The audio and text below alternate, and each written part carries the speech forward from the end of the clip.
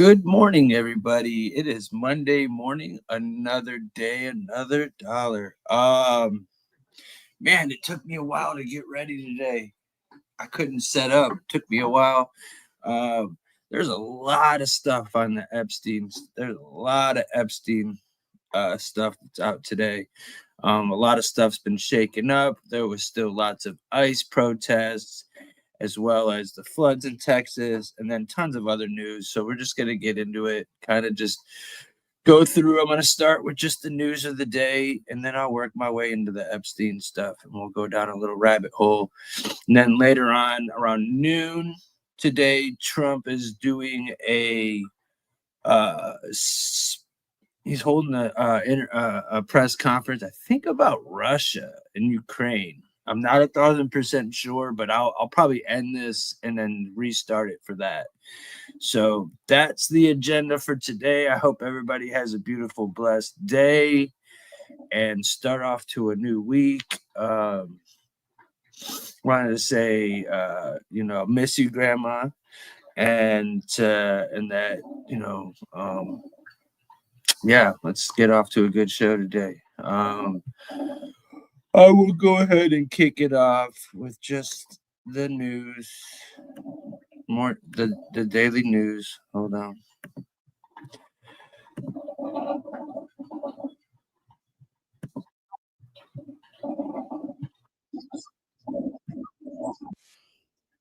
Hit the like, share, subscribe. Much love, everybody. At a jury, if the jury had been allowed to see this evidence, it could have led to their acquittal. Well, Lyle and Eric Menendez were convicted in the grisly shotgun murders of their parents in 1989 when they were just 18 and 21 years old. The brothers claimed they had been sexually abused by their father, but prosecutors argued the motive was money. And now the brothers are pointing to two new pieces of evidence to support their claims. First, a letter they say Eric wrote to his cousin 8 months before the murders, describing the sexual abuse at the hands of his father. And then secondly, the testimony of a former member of the Latin pop group Menudo, who accuses the Menendez father of sexual abuse. So given this new information, the judge is now ordering prosecutors to counter within 30 days.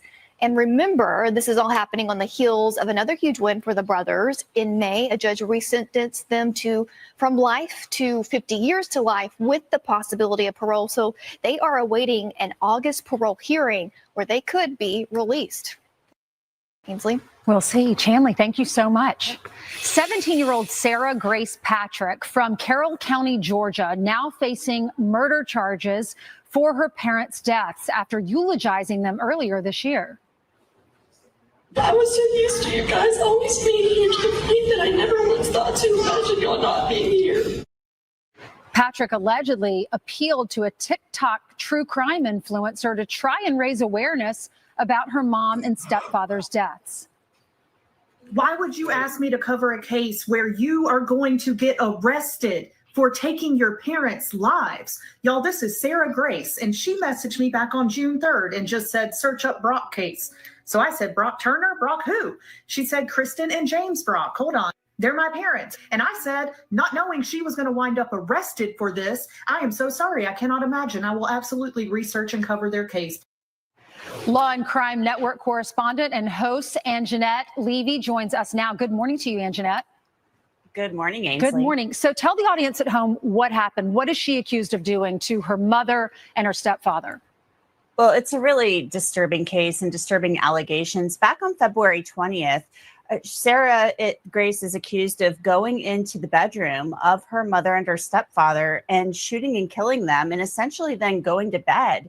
The next morning, her younger sister, her half-sister, who is now 6 years old, she was 5 at the time, discovered the bodies the next morning, if you can even imagine, and then went to Sarah Grace and said there's something wrong with mom and dad. Sarah Grace calls 911 and reports that her stepfather and her mother are dead, and she places that 911 call, and the police investigation unfolds from there. Okay, her grandfather, her biological dad, and her grandfather are defending her. Listen to the grandfather. Begging for help, and basically, why are they doing this to me? And I'm in jail, and please get me out of this. Until she is proven guilty, don't condemn her. You know, she's 17 years old. She's very sensitive, and it's not fair to treat her wrongly. Now, Anjanette, on social media, she was asking for sympathy. She was crying. You saw as she's eulogizing her parents at the funeral. And I know you have said this investigation is not over. Do we have any motive if she is convicted of this? Why did she do it? And why is the investigation, in your opinion, not over? Well, the spokesperson with the Carroll County Sheriff's Office has said they have a mountain of evidence against her, but when you press them and ask them, what does that mean? They won't elaborate. They just say they had to wait for testing to come back from the lab. That could be DNA. It could be things related to Sarah Grace's cell phone. We just don't know. But they said the investigation is ongoing, and they're looking at whether or not other people may have had knowledge of this plan to murder her her mother and her stepfather, or whether they may have been involved. So they say this investigation is not over.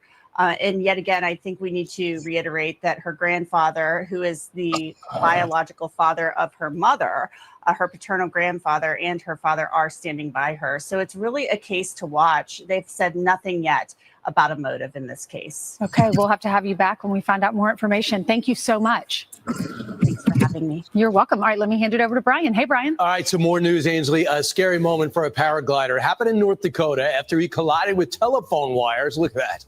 And then fell into the river below. Whoa! Oh, no! Oh, geez!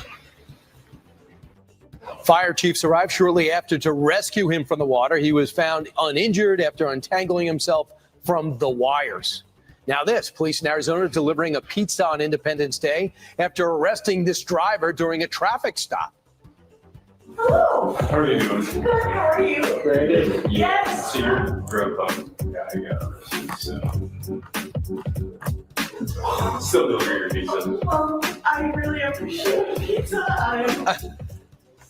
Well, police shared the side quest on their X account, writing the order was hot and ready, and the suspect was caught and steady. The driver now faces charges for reckless driving and racing.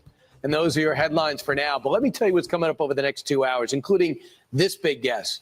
Georgia Governor Brian Kemp clears the air on the state's huge Senate race next year. More Fox and Friends at the top of the hour. Also, want to talk about baseball. We're talking about my little nephews went on vacation with us, and the 4-year-old, I was in charge of him for 24 hours. I was exhausted taking out. I looked at my sister-in-law. I'm like, how do you do this? She does it all by herself with 3 boys under the age of 9. The story of every boring mom in America. I know. She needs a vacation from her vacation. From a vacation. Yeah, from her life. That's right. They're precious, and I love them, and it was wonderful. We made lots of memories. But anyway. All right, y'all, the gang is back together. Yeah, we are. Yep. It's 7 a.m. on the East Coast, and it's Monday, July the 14th, and this is Fox and Friends. Democrat lawmakers certainly have a lot to say about their visit to Alligator Alcatraz over the weekend, but Borders our Tom Homan is setting the record straight. Watch. You didn't see him complaining about under the Biden administration, people being held in a Border Patrol parking lot surrounded by a fence in the sweltering heat. It's so true. No one cared. Right. There was no cameras even around there. But they wouldn't even let any cameras in. Plus, the Major League Baseball All-Star Game returns to Georgia years after Democrats pressured the league to abandon the state. Remember that? Yep. Costing Atlanta tens of millions of dollars. Governor Brian Kemp has not forgotten about it, and he's going to be here to talk about it. And can you take the perfect candid picture? We'll tell you about the latest trend that helps you get it right every time. And we're going to show you how it went for all of us. Well, some of us that were willing to participate. I think some tasks are a little girly. Right. You know? You didn't want to skip down the path? Yeah, I just think it. And then when I saw y'all skip, I'm like, this is exactly why I didn't do it. Mm-hmm. Well, stay tuned to see if Right. Stay tuned to see if Brian would participate. It's real. I'm at the edge of my seat. Right. Everyone's wondering if I did. We're going to tell you at the end of the A block. So coming up. All right, Fox and Friends starts right now. And remember, mornings are always better with friends. So it's another busy week for President Trump as he's expected to host NATO chief Mark Rutte at the White House this morning. It's going to be an impactful meeting after teasing a major announcement regarding Russia's war in Ukraine. All right, let's get to the details. Senior White House correspondent Peter Ducey joins us with the latest. Good morning, Peter. Good morning. President Trump is no longer speaking like a neutral mediator between the Ukrainians and the Russians, who thinks that both Putin and Zelensky are both being stubborn, like he did when he first came back for the second term, because the Russians keep getting more and more aggressive. So now President Trump is teasing a 1-2 punch to hit Putin where it hurts. Some new sanctions for Russia, some new weapons for Ukraine. We're going to see what we will see tomorrow, okay? We have the Secretary General. As you know, Europe has announced sanctions. But I am very disappointed with President Putin. And I thought he was somebody that meant what he said, and he'll talk so beautifully, and then he'll bomb people at night. The new plan is for the U.S. to send weapons to NATO and for NATO to reimburse the United States for the cost of these weapons on their way to Ukraine. I haven't agreed on the number yet, but they're going to have some because they do need protection. But the European Union is paying for it. We're not paying anything for it, but we will send it. It'll be business for us, and we will send them Patriots, which they desperately need. The president's first order of business today is going to be that Oval Office meeting with the NATO Secretary General. NATO's original purpose, of course, was to deter Russia, and the current Secretary General, of course, is the same guy who a few weeks ago in the Netherlands called Trump daddy. Back to you. Yeah, so it's going to be interesting. So do you expect, Peter, could there be a situation where he says, I'm just signing the Senate sanctions? Do you think that could be that simple? I'm going to be signing off on it? He could give it his blessing and let the Senate get those things through before August recess on their way to his desk, which would be a signal to the Russians that President Trump is really, really mad, but it would take a couple weeks for the sanctions to kick in. But yes, that is entirely possible today, Brian. All right. Thanks, Peter. Thanks so much. I mean, it's just, I kind of signaled this early on when we were discussing this. Just hold. Putin is going to overplay his hand. He's going to frustrate the president. The president just wanted a deal. He wanted the war to stop, and he wanted to seem like an honest broker, be somewhere, even though he knows Putin is a bad guy, he wanted a deal to be done. So he didn't want to go out there bashing them, irritating them. And then Putin didn't want to work with him. And he would say something to the president in the morning and night, just unleash on Ukraine. And so I think what we hear is there's going to be offensive weapons in this new package deal, as well as some sanctions. Well, and our president keeps talking about the civilian lives that are lost. Attacks have injured and killed so many Ukrainian civilians, including a drone attack that happened right before President Trump made that announcement about we could have major announcements this week, but he was interviewed about it on the tarmac on Friday, and the day before there was a drone attack that damaged a maternity hospital in Ukraine. So they're going after pregnant women and babies and doctors that are in these hospitals. So what's so interesting is that the EU is with us every step of the way. NATO is with us every step of the way. So everybody's on the same page. This new German leader is interested in purchasing Patriot air defense systems from us, and then he's going to give them to Ukraine.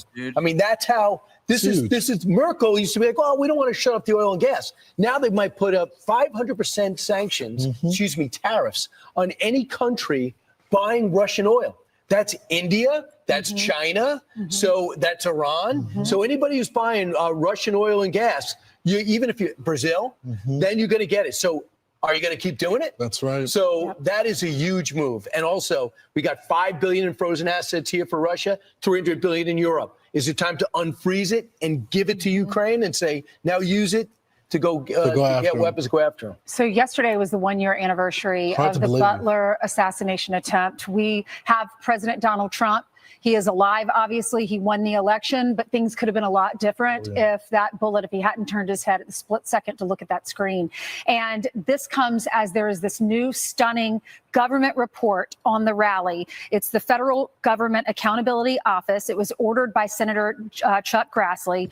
And the Secret Service, according to this report, knew the president's life was in danger for 10 days, but didn't tell his own agents or agents that were protecting him who were there at the rally. So they were totally unaware of this active threat. The Trump campaign has requested, they did request enhanced security, but they were denied. This was under the Biden administration, keep in mind. So there's four elements to this GAO report that I think is stunning. The threat, as you noted, Ainsley, that they knew about 10 days before it. Then the agent in charge, the special agent in charge, was new to the job. The Trump team had requested security, and that was denied. And this is the one that really just ticks me off. The presidential protection detail of the Secret Service is the most elite. They're supposed to be the best. But the person that was operating the drone only had 1 hour of training. Then he shouldn't be on the presidential protection detail of the nominee for a former president and the nominee for a major political party. The Kim Cheadle, the person who was in charge of Secret Service. You know what I am, bro? Was Jill Biden, Secret Service person, and I guess I have a chance to put a woman on top. If you see her testimony, flat out embarrassing. She just quit.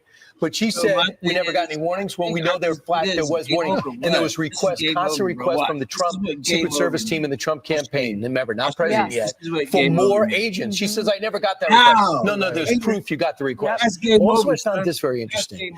There was those 10 days, there was Secret Service was warned. Was it about the shooter? The eventual shooter, or they said that they also found a report that Biden asked after the shoot, could Iran be behind this? This is what it's talking about. They went over to Texas and they interviewed an Iranian detainee to see if, were you part of this? Apparently, the 10 day that they're talking about, a part of this report, is about the Iranian threat. Yeah. So I mean, take your pick, but it's still a threat, you know. So you should be on your P's and Q's. And y'all saw Alexis McAdams' interview with Corey Compentore's wife over the weekend. We've been running it the last few days, and she said, I have a question. Why is this guy on the property running around? Y'all spotted him for an hour, and then he goes on to fire shots, and I lost my husband as a reaction. She wrote in the book Butler, she was interviewed by Selena Zito, and she said, I was sleeping in bed, I was sleeping in, and Corey came into our bedroom and jumped on the bed like a little kid. He was so excited. He said, honey, you have to get up. We have to go hear Donald Trump speak. And that was the last day that he was alive. Here she is. After learning about this report, she says she's disgusted by this. I'm completely disgusted.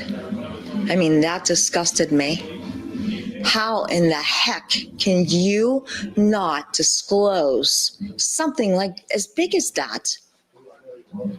Where you're going to have thousands of people there. You should be in and not say timeout. that there is a threat. Why is your comments? I am just completely baffled. Ryan, I'll just say this, and I know his new Secret Service director was over his detail at the time, and he's an American hero. Sean jumped on, used his body as a shield to guard the president, but he's going to have to explain to the American public how two of the people that were responsible for this failure got promotions. I mean, and then some people didn't even get fired. I just don't understand how people become supervisory special agents after such a failure like this, and then are appointed over other people's detail. Like, all these people should be gone. Here is President Trump speaking to his daughter-in-law last night. God was protecting me, Brian. I'll tell you, the more you think about it, the more you see it. But no, I don't like to think about it much. You know, I have a job to do, so I don't like to think about it much. It's a little bit of a dangerous profession being president, but I really don't like to think about it too much. I think you're better off not thinking about it. Well, that's from Andrews. Obviously, she had a great interview with Laura Trump. The other thing I would like to add is they should expand their investigation to other events. Do you really think that was just one bad event?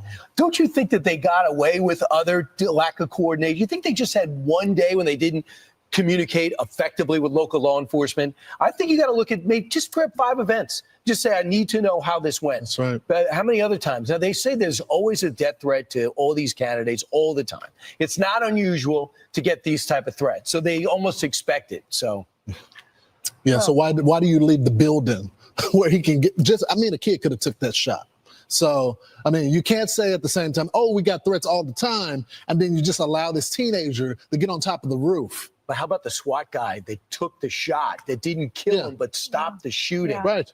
I mean, think about that. It's unbelievable. Just imagine being the wife and knowing this was Imagine being they knew about the threats. officer. They could have found this guy. They could have had more security, more agents, and the Secret Service agents, the local law enforcement agents told this Government Accountability Office that they would have had requested additional assets for the rally if they had known about the threats 10 days before. Meanwhile, the Democrats are upset, not about the people. Could you imagine being the people that were watching the shooter just climb up the side of that building, telling the police, hey, there is somebody climbing up the building, and they don't do nothing? That's weird to me. People that 10 million plus, that doesn't even include the... They're praising these people? What? Imagine being them. Now, imagine being the person that got shot at. Gotaways that came into this country, not about them coming across the border and Joe Biden allowed it to happen, but they're upset with the alligator Alcatraz. This is their response over the weekend. The conditions that we saw inside this internment camp, which it is, I agree, nothing less than that description, were really appalling. These detainees are living in cages. They are essentially packed into cages, wall-to-wall humans. That this is a total cruel political stunt meant to have a spectacle of political theater. A clean cage is still a cage. That's right. And they couldn't even keep this clean. Fantasy fencing. Oh, what's your answer? If you had all interested, remember the video, we should probably pull it up, that what a congressman took because they told him not to take any tape, of all these kids just laying on top of each other's in the soft-sided tents. Yeah. So this is a area that's secure. Now, I don't know what it's like inside. We know what it's like before people got there. We haven't seen video since people got there. But Democrats are saying this is the worst thing they've ever seen. The problem is they have no credibility because they had no interest. I was at the border, and all you see is guys just sitting in the parking lot, standing straight ahead. No even place for them to lay down. No one cared about that. All right, well, we showed you the Democrat side. Now here are the Republicans who work for Donald Trump defending it. This is Kristi Noem and Tom Homan. Our detention centers at the federal level are held to a higher standard than most local or state centers and even federal prisons. We will take cameras in there and show people what these facilities look like, because if you compare them to what happened under the Biden administration and under the Obama administration, these centers are at the highest levels, and they're even higher than what our federal prison standards are, or state or local often are. They have the highest detention standards in the industry. But these same congressmen are complaining about alligator Alcatraz. You didn't see them complaining about under the Biden administration, people being held in a Border Patrol parking lot surrounded by a fence in the sweltering heat. Not a word. You didn't hear a word about 500,000 children being trafficked in the country and them not being able to locate 300,000. I just don't think the media or the Democrats are being honest about it. During the Biden administration, I went to several of the facilities. Same type of facility. Cages, if they want to call them that. It's makeshift detention centers because we don't have a lot of space for it. But I also was there during the Haitian surge, where the people were literally outside. There were literally porta potties all over the place. It was terrible. People were washing their clothes in the river across the street. They were creating their own little gangs on the ground as well. So, I mean, if you didn't cover that with the same vigor, how are you covering this way? What I would do if I'm Tom Homan? I would show up with pictures. I go, by the way, I'm going to show you what they were doing. You're not going to cover it. You're not going to ask about it. You never asked anybody about it. So I'll help you. Right. Just exactly what Kayleigh McEnany used to do when she was press secretary. I listened to your questions. Now let me tell you the questions you should have asked. Right. Yeah, those are not cages. Those are just, they're fencing around. When you go into prisons, people are in prison cells. These are people who were there. They're criminals. They broke the law. They came across the country. Many of them have rap sheets, crimes they've committed in their own countries or here. And they're sleeping in bunk beds all together in these rooms. But you have to lock them up, because if not, they'll flee. They'll leave. 100%. Also, you got to protect, if you have kids, wives, women, you have to keep the women separate from the men. That's right. Kids separate from the adults. She said, what did she say? One of them said shoulder to shoulder, wall to wall people. It looks like there are, 10 beds in each room, and then there'll probably be 10 people in 100%. Many jail facilities are the same way. Yeah. People don't get their own room. They were given luxury beds here in New York City, and they wrecked those hotels all over the city. Luxury buildings are now having to clean everything up because they totally wrecked those rooms for free, and we paid for them. One of the issues that was very important to the voters. One of the reasons Donald Trump won. Another issue was the transgender rights when it comes to sports, women's sports. And that was, we've heard, 80-20 issue, I've heard 90-10 issue, where people, even Democrats, were not in favor of of biological boys playing on girls' teams. Well, listen to this. This is even the question. Not even talking sports, just about New York Times. Where do you stand? Yeah, New York Times did a study, and they analyzed the election, and they just said right now, where do people stand when it comes to transgender rights? Democrats lost voters, according to the New York Times. Where do you get your news? Because of transgender rights. Winning them back won't be easy because they went over the top with it to the point where girls and women were being hurt by it. Opportunities were drying up because of it. And now you have a situation where Democrats are now coming around to. By the way, I don't see any of them really changing their position on this. Yeah. They want to say it rarely happens. Well, and they keep doing the same thing over and over again. Greg Schultz was the national campaign manager for Biden's 2020 primary. This is what he said. We try so hard to represent everybody that we alienate everybody. And I just like, come on, bro. Like, and you look at the polling, the percent of who approve of the way Donald Trump is handling the transgender issue, 52% approve of what the president is doing because it's just common sense. Yeah, according to this article the New York Times did, the Pew Research survey in February found that 45% of Democrat or Democrat-leaning adults favored laws requiring transgender athletes to compete on teams matching their sex assigned at birth. That was up from 37% just 3 years earlier. The majority of Republicans want you to play on a team where you match your biological sex at birth. Can't even believe we're talking about this still. I know. Riley Gaines yesterday, watch. And the Democrats that are pushing back, people like Gavin Newsom, people like Governor Mills of Maine, now they think that they're giving the middle finger to Donald Trump. That's not what they're doing at all.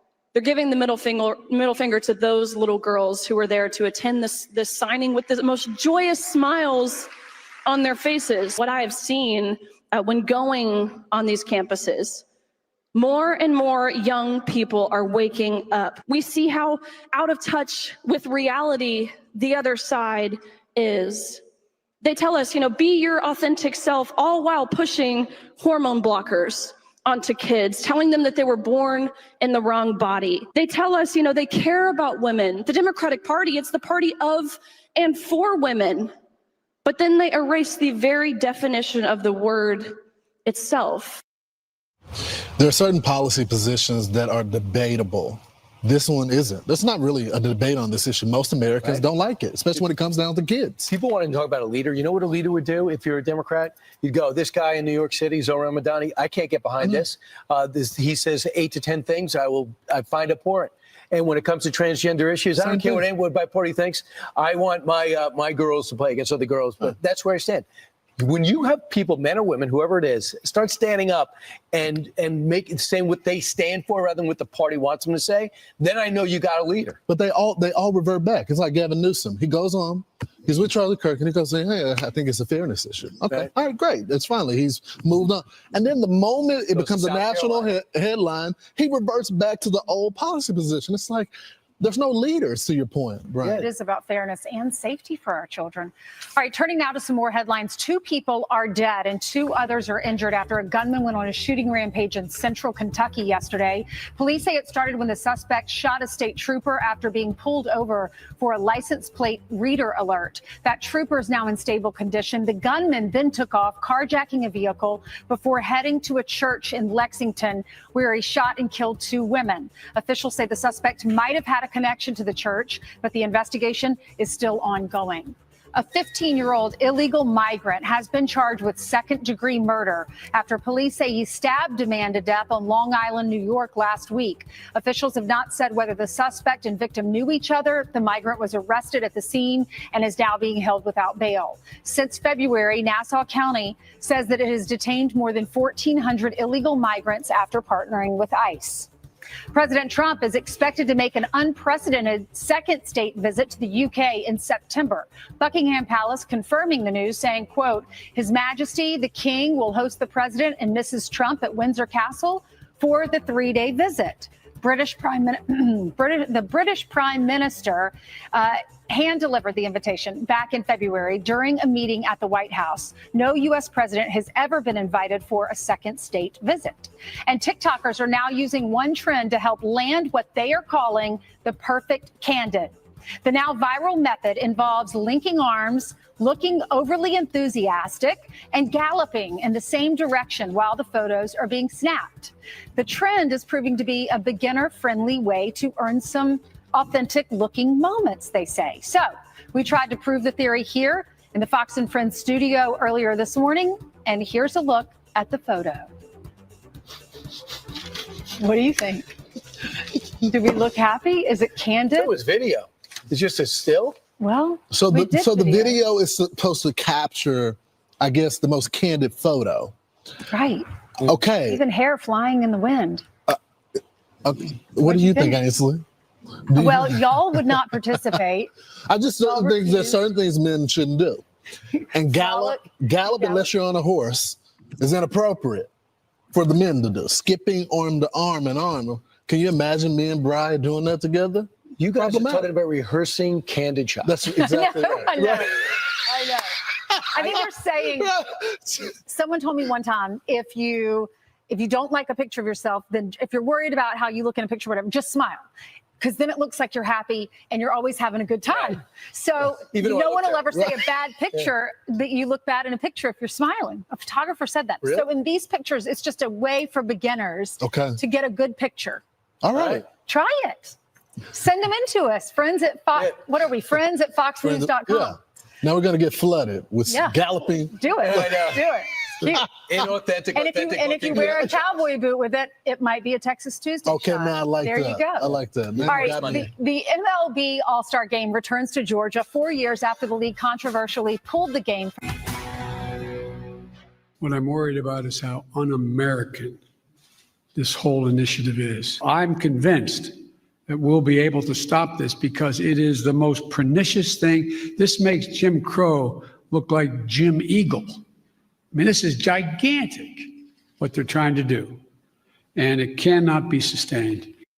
Yeah, remember that? The Major League Baseball All-Star Game returns to Atlanta tomorrow night. This comes after 4 years after the league pulled the event from Georgia in the wake of the state passing its Election Integrity Act, which you just heard President Biden explain or describe inaccurately, which faced backlash for the tightening of the rules of absentee ballots. And by the way, worked splendidly over the last two elections. Georgia Governor Brian Kemp was governor then, and he watched the All-Star Game being ripped away, costing vendors millions of dollars. And now they're bringing it back. You're still the governor. Governor Brian Kemp, how do you feel about Major League Baseball coming back to your city? Well, good morning, Brian. We're excited about the game finally being here. It should have been here several years ago. They never should have pulled it to start with. But, thankfully the game's coming back. It's good for the Braves organization. It's good for, all the vendors and small business people in and around the ballpark and in the city of Atlanta, up in Cobb County, and really for our whole state. In a lot of ways, it vindicated what we were saying early on is, people heard that clip of President Biden, him, Stacey Abrams, the left, a lot of the national media overplayed this whole thing because they didn't know what was in the bill. And we did, and we stood our ground, and we stood for our values in the state of having secure, accessible, and fair elections in Georgia and making it easy to vote and hard to cheat. And they were just wrong on this issue. And Major League Baseball was wrong to pull the game. But thankfully, they've righted that decision, and we have the game coming up, and it's going to be a great week. They should have apologized. Maybe some people are out of business now because of that. We're coming off the pandemic. The vendors really could have used that. The T-shirt sales, the soft drinks, everything just pulled out. Well, it was definitely a tough time and, really devastating to people that really had high hopes during that tough economic time, as you remember, as you said, coming out of the pandemic, which made this even worse. And the reasons for them doing it, we won every single lawsuit, all the things that they said, none of them panned out. We've had increased participation, especially with minority voters in Georgia, and we've had secure, accessible, fair elections. And it's really a tragedy it ever happened. But, in some ways, Brian, it helped galvanize our state. It helped galvanize our local community for people to say, you know what, we're tough Georgians. We're going to fight through this. We're not going to bow down, to corporate greed or, corporate boardrooms that are worried about, getting targeted by groups like Stacey Abrams. And that's what I told people. I said, look, you're never going to make that crowd happy. And now you've made everybody that was on the other side of this mad at you. You're in the middle of a circular firing squad and you're making a big mistake. And whether they apologize or not, I think they realize that. But all in all, it's great that the game's back. We've got to move on. It's going to be a good economic week in the state of Georgia. It's going to get a lot of exposure to our state. We've been the #1 state in the country for business for 11 years in a row, ranked by Area Development Magazine. We're in the top 5 or top 10 of every other economic forecast. And we just have a lot of great things that are going on in our state. And we're a sports mecca. We got the World Cup coming here in 2026. We just had the national championship football game. We've got a big couple of years in sports ahead of us, and we're looking forward to hosting everyone. And Governor, that's part of the reason you bring sports, you bring industry, and you won re-election. Now you're looking at a 62% approval rating. In May, though, you shocked many people and disappointed a lot of Republicans when you said, I will not be running against Jon Ossoff for the Senate seat. You're going to stay as a governor. Is there any chance that you'll change your mind?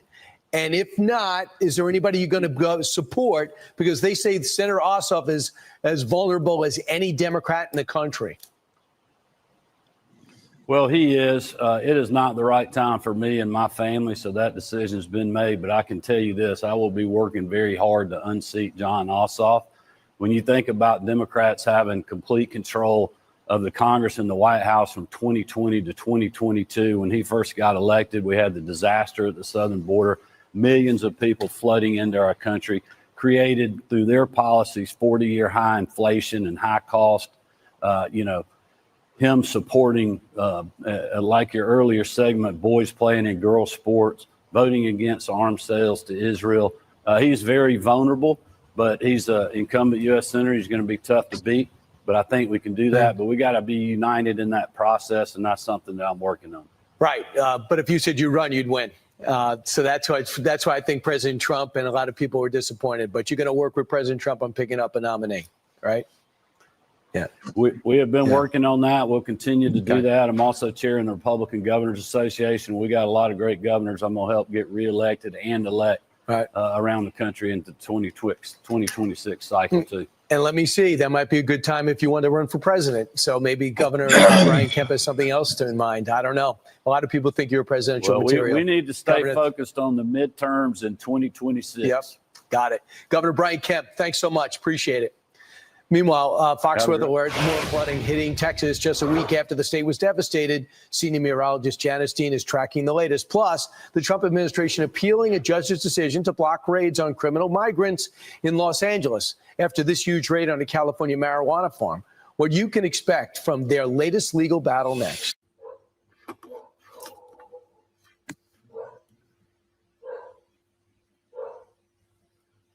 Okay, I'm going to go ahead and go to the next part of it. I clipped it out so it'd be different. There wouldn't be commercials to the person who said it's not live, dude. You know. Here you go.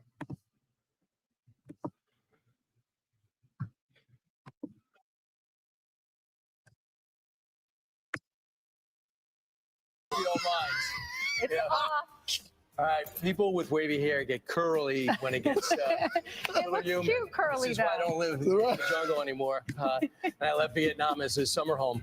It is July 14th. This is Fox and Friends. Now the illegal immigrant stuff. 300 illegal migrants were arrested in a massive raid at a marijuana farm in California. Multiple children were rescued as we learned new disturbing details about the criminals that worked there.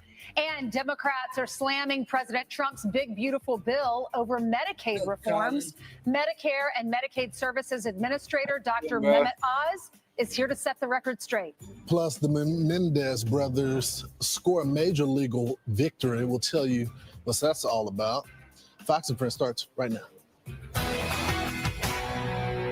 All right, here we go. The White House legal battles continue as the Trump administration is now appealing a California judge ruling against ICE immigration tactics used during raids. It comes as we're learning more about the hundreds of illegals that were arrested during a marijuana farm raid in the state last week. So much of this story, 2/3 of the media isn't interested in. We're interested in the whole thing. Doug Luzader is live in Washington with the details. Doug. Brian, Ainsley, and Lawrence, good morning. The administration is pushing back pretty hard, first of all, against this federal judge in California with the Homeland Security, with the Secretary of Homeland Security calling that ruling ridiculous. The judge granted temporary restraining orders last week in California, banning agents from targeting people based on race, their language, or their workplaces. The administration says that mischaracterizes what they were doing, and an appeal is in the works. And we are learning more from the administration about some of the more than 300 immigrants that were arrested at that California cannabis farm last week. One, we're told, had been convicted of kidnapping, attempted rape, and attempted child molestation. And he was actually deported back in 2006. Another convicted of rape and DUI. And the list goes on with other DUI and burglary convictions. The Secretary of Homeland Security, Kristi Noem, says illegal immigrants need to self-deport. What I would encourage everybody is that if they're concerned about being in this country illegally, go home. Go home. I have traveled to 10 different countries and worked with their governments from these countries where they come from and said, when they come home, would you start programs for them to be welcomed back to their own country? Many of them are setting up programs so that when their people come home, they can get a loan for a house. And Noem says ICE is working to get what she calls the worst of the worst off the streets. Back to you guys. All right, Doug, thanks so much. I mean, what's so amazing is they talk about this guy that sadly fell, I guess, 3,000, fell and 30 died. feet, right. 30 feet, okay. He climbed up on top of the greenhouse and then fell down. Where are you running from, right? Yeah, so you could raid my house tomorrow and ICE could come in there and they could wear masks. And even if they wanted to detain me, I'm not running. I have nothing to run from. Number two is what they seem to be missing in the story is why they were there and what they found when they got there. They care about the kids in Texas and they should, but they don't care about the kids who are found on this place. I mean, they find 14 kids, 14 children who are potentially in forced labor. They don't have anything about their IDs. And trafficking and exploitation. And 9 of them were unaccompanied minors. So we've been reporting for years about what's going on at the border and that the kids are missing. Well, hell, maybe the kids aren't missing. Maybe they're all across the country working at different locations. Look at that video right there. The president said he watched in disbelief as thugs were violently throwing rocks and bricks at ICE officers while they were moving down the roadway in their car or their official vehicles. Tremendous damage was done to these brand new vehicles. I know for a fact that these officers are having a hard time with allowing this to happen and that it shows such total disrespect for law and order. I mean, this is the same people that brought you to fund the police and then denied they wanted to fund the police. Now they look at ICE as mega. That's law enforcement. As Senator Fetterman said, it is absolutely farcical to say to fund ICE, and that's what you're doing. Among the migrants, they found this an illegal alien from Mexico convicted of kidnapping. An illegal alien from Mexico was convicted of rape and DUI. Another one, DUI, hit and run property damage. Another illegal convicted 3 times for burglary and a DUI. And Brian, the co-founder of this farm, the Glass House Farms, is now under investigation for child labor violation. The co-founder, the president, donated $10,000 to California's Governor Gavin Newsom's 2018 campaign. Kristi Noem said 14 children were rescued from forced labor, exploitation, and trafficking. So Democrats, don't you care about those kids that were forced to work at a young age on a marijuana farm? This guy's shooting at the cops. Apparently, there was over 500 of the people that were out there that were They're so inclusive. Vigilantes or whatever, riders. They're doing us they were going out the cops. I am so worried about this. This is going. When you start shooting weapons at cops, it's only a matter of time before this gets out of control. And I think the president's statement was 100% accurate. The people that are shooting at the cops, throwing the bricks, they should stop the cars immediately and arrest them all. This is how backwards the mindset is in California. They no are so used sense. to being able just to run through the border, hire whoever they wanted, give illegals college educations and free health care. They can't believe that there's actually an administration and there's a group of people that want to crack down on illegal criminals. And how about the mayor is giving cash assistance to families whose membership claim could not work because they're afraid to go to work because they could be arrested? Why would that be? And look, these are our ICE agents. These are our law enforcement officers that risk their lives to do this. And they're pelted with rocks and bricks as they're trying to leave. Tom Homan was speaking on Saturday night down in Tampa, Florida, at the Turning Point USA Student Action Summit. And a heckler asked him if he was an MS-13 member. This is what Tom Homan said to defend our ICE workers. Wait 3 or 5 years. Pardon me? Are you an MS-13 member? It says so. Hey, that's okay. That's okay. I got a question. No. I got a question for you. Why don't you come up here and hand me that picture? Bring it. Get him, Tom. USA. Tom Homan, dude. He's my favorite, They got bro. morons like this all over the country. Tom. This guy wouldn't like the surface nation. This guy ain't got the balls to be an ICE officer. He hasn't got the balls to be a Border Patrol agent. This guy lives in his mother's basement. The only thing that surprises me, you don't have purple hair and a nose ring. Get out of here, you loser. He then later says, I'll be finished with my speech in like 13 minutes and 50 seconds. I'll meet you outside. But also, what is he talking about? Like the heckler? Yeah, MS-13, Tom Homan, he's arrested hundreds of them on the street every single day. That's what this entire operation is about. This is why there's a bounty against Tom Homan from the gangs that are overseas that are also operating here in the United States. This is why Tom Homan has to have Secret Service protection. The first borders are ever to have that. So I just don't get the whole accusation. Are you a part of MS-13? And he had a big picture of Tom Homan's face that he was holding up. That's what he said. Come up here on the stage and give me that picture. Again, judges are getting involved. Out in California, they have a rule that that ICE is picking up people because of the way they look and their accents. A judge, bizarrely, I didn't read the arguments, but I don't know anybody. I don't think our DOJ would say, yeah, we're just looking for people with accents.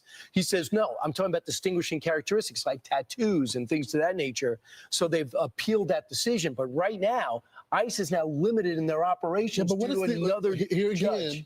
You got these federal judges. The Supreme Court has already Ainsley checked all these local judges and said, listen, you can't make sweeping rulings that affect the entire country. And yet again, you have an Obama-appointed judge that is Biden-appointed, I think, that is doing the same thing all over again. You know what I think about when this judge says Donald Trump has to halt this temporarily in California, in that area of LA and a few other counties, brought on by the ACLU.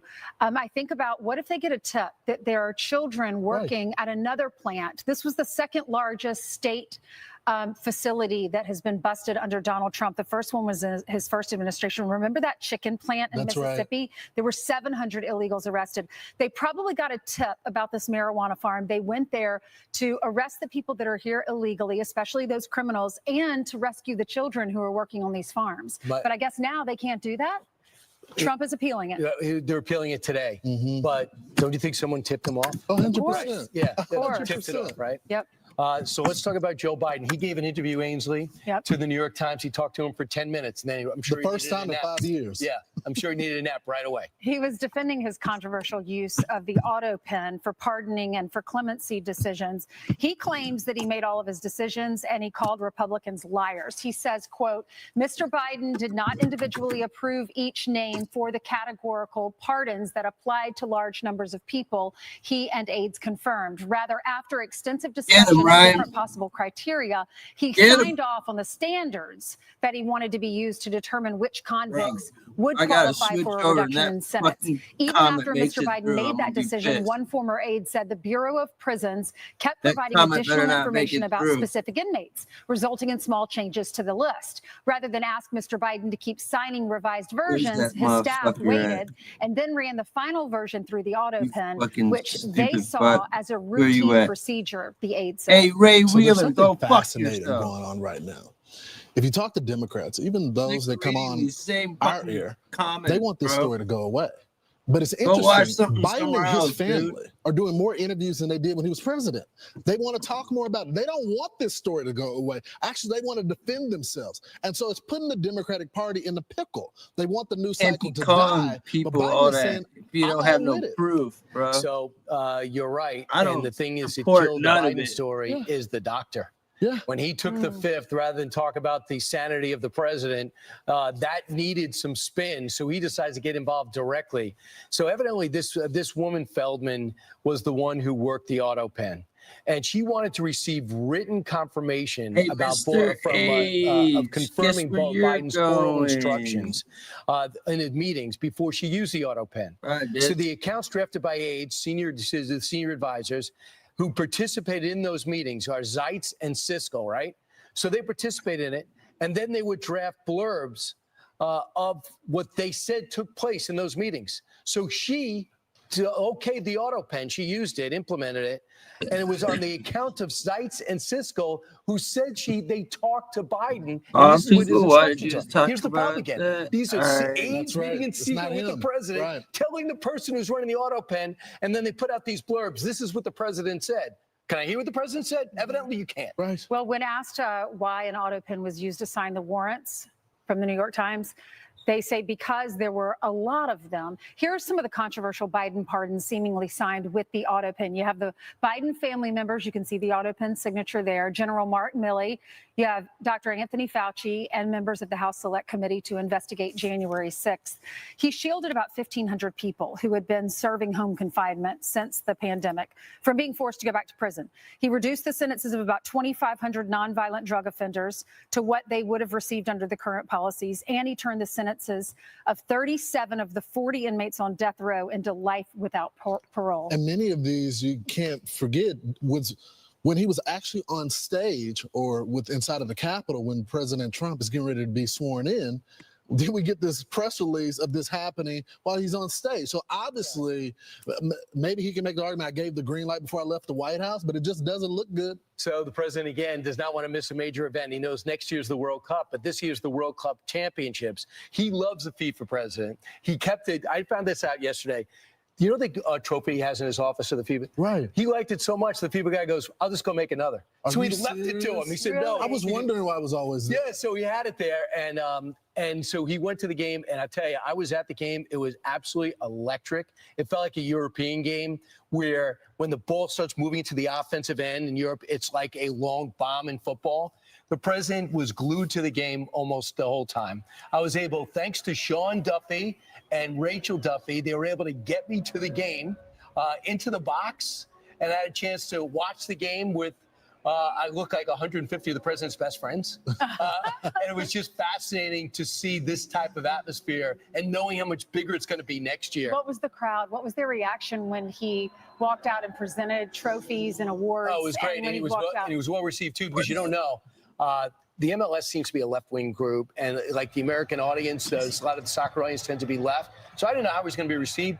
Huge ovation. Really? Chelsea was phenomenal. They win 3-0. There you see they like to jump it at the end, and then you see the FIFA president go and grab the president and go, yeah, we should probably let the team jump on their own. Yeah.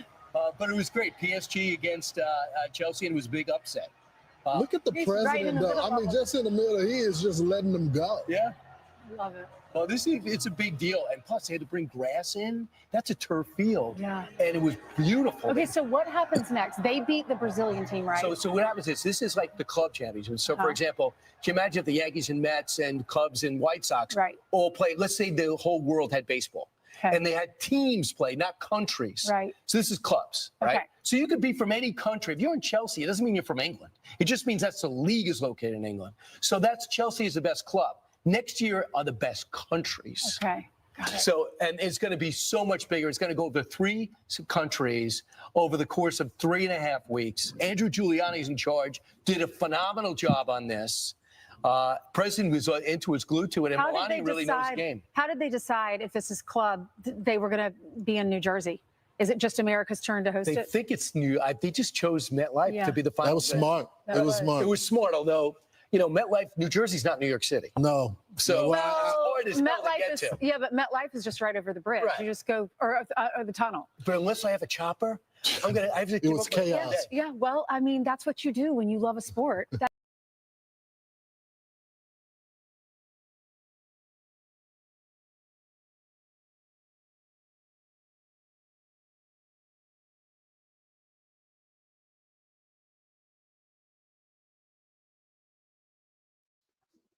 Sorry, I hit the wrong button and left the stage. My bad, my bad, my bad, my bad, my bad.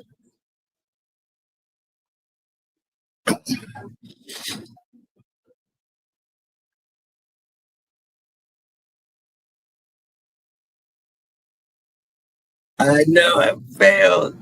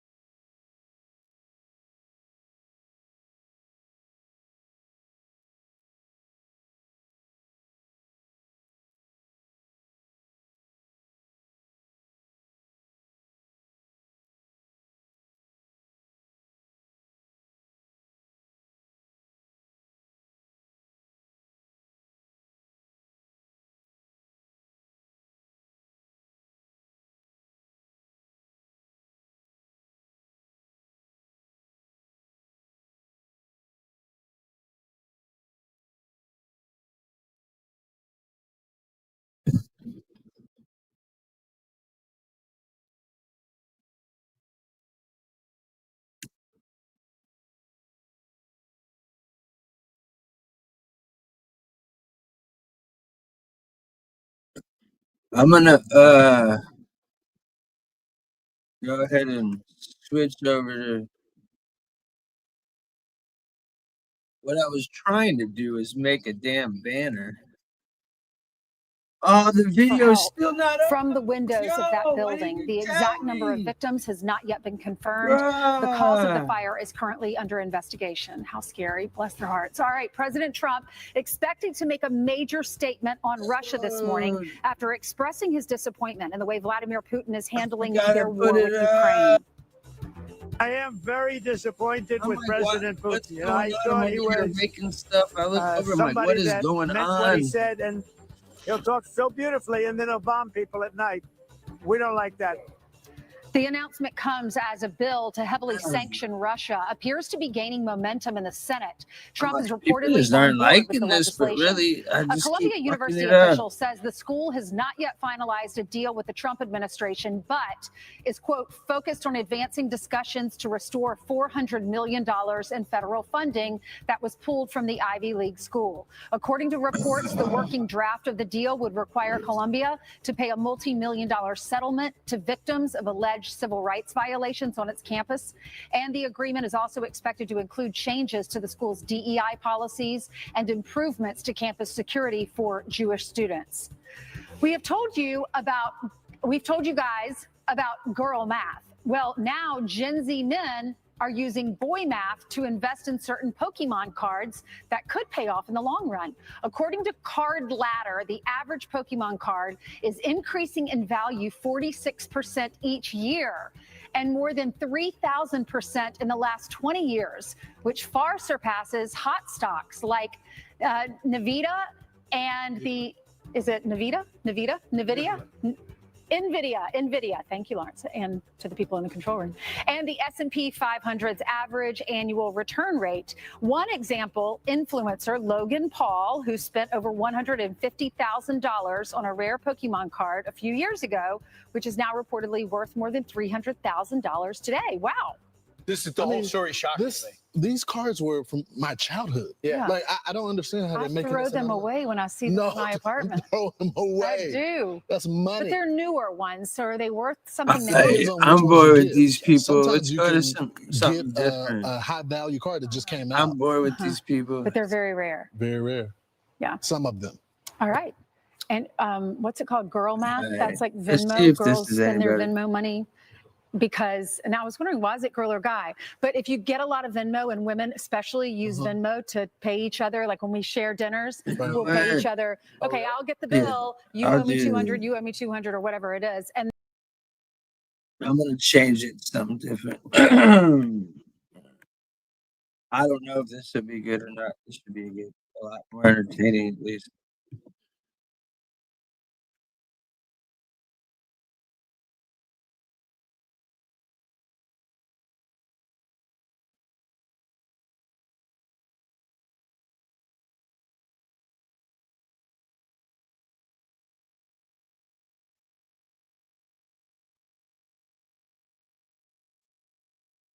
They really are, Smeggy.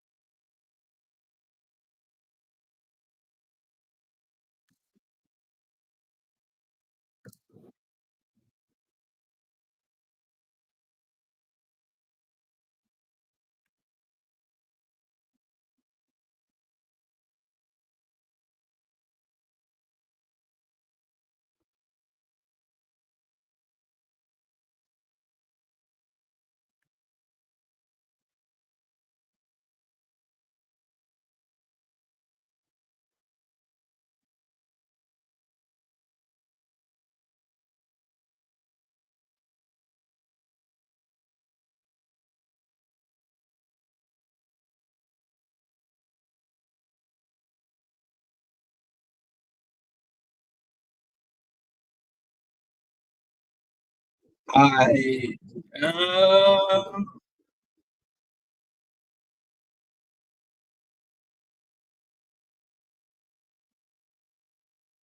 might end this, bro.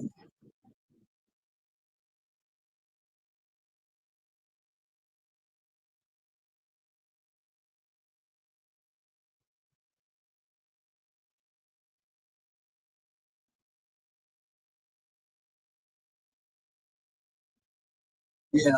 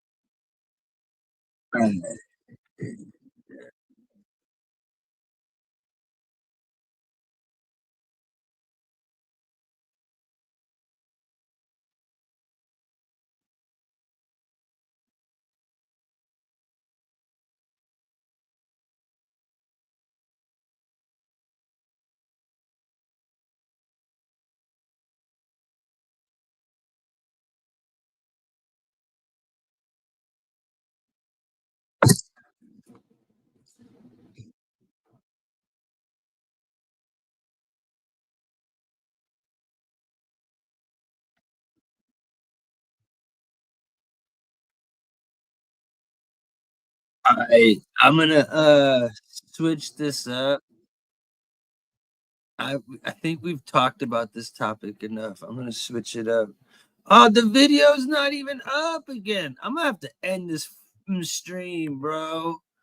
I'm gonna have to end this stream because I keep fucking it Steal, up. rape, rob, and kill. Ryan. And by the way, they didn't do that Tell just to me, Americans, bro. also to legal immigrants. Come on, man. Some criticism that the alien and he's actually been invoked 3 other times, and they were all during times of war. Do you feel that you're using it right now? Well, this is a time of war because Biden allowed millions of people, many of them criminals, many of them at the highest level. It's an invasion. And these are criminals, many, many criminals, murderers, drug dealers at the highest level, drug lords, people from mental institutions. That's an invasion. Bro. They invaded our country. Totally agree. Unreal. Now, think about what a scandal this is. To have a government that actually stands up for us, for our safety, for our security, and one that actually defends our sovereignty.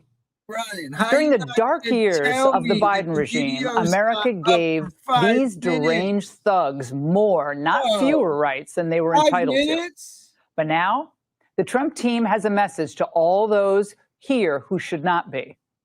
You better self-deport now and not return, or you could be on the next flight to El Salvador. Closing time. You don't have to go home, but you can't stay here.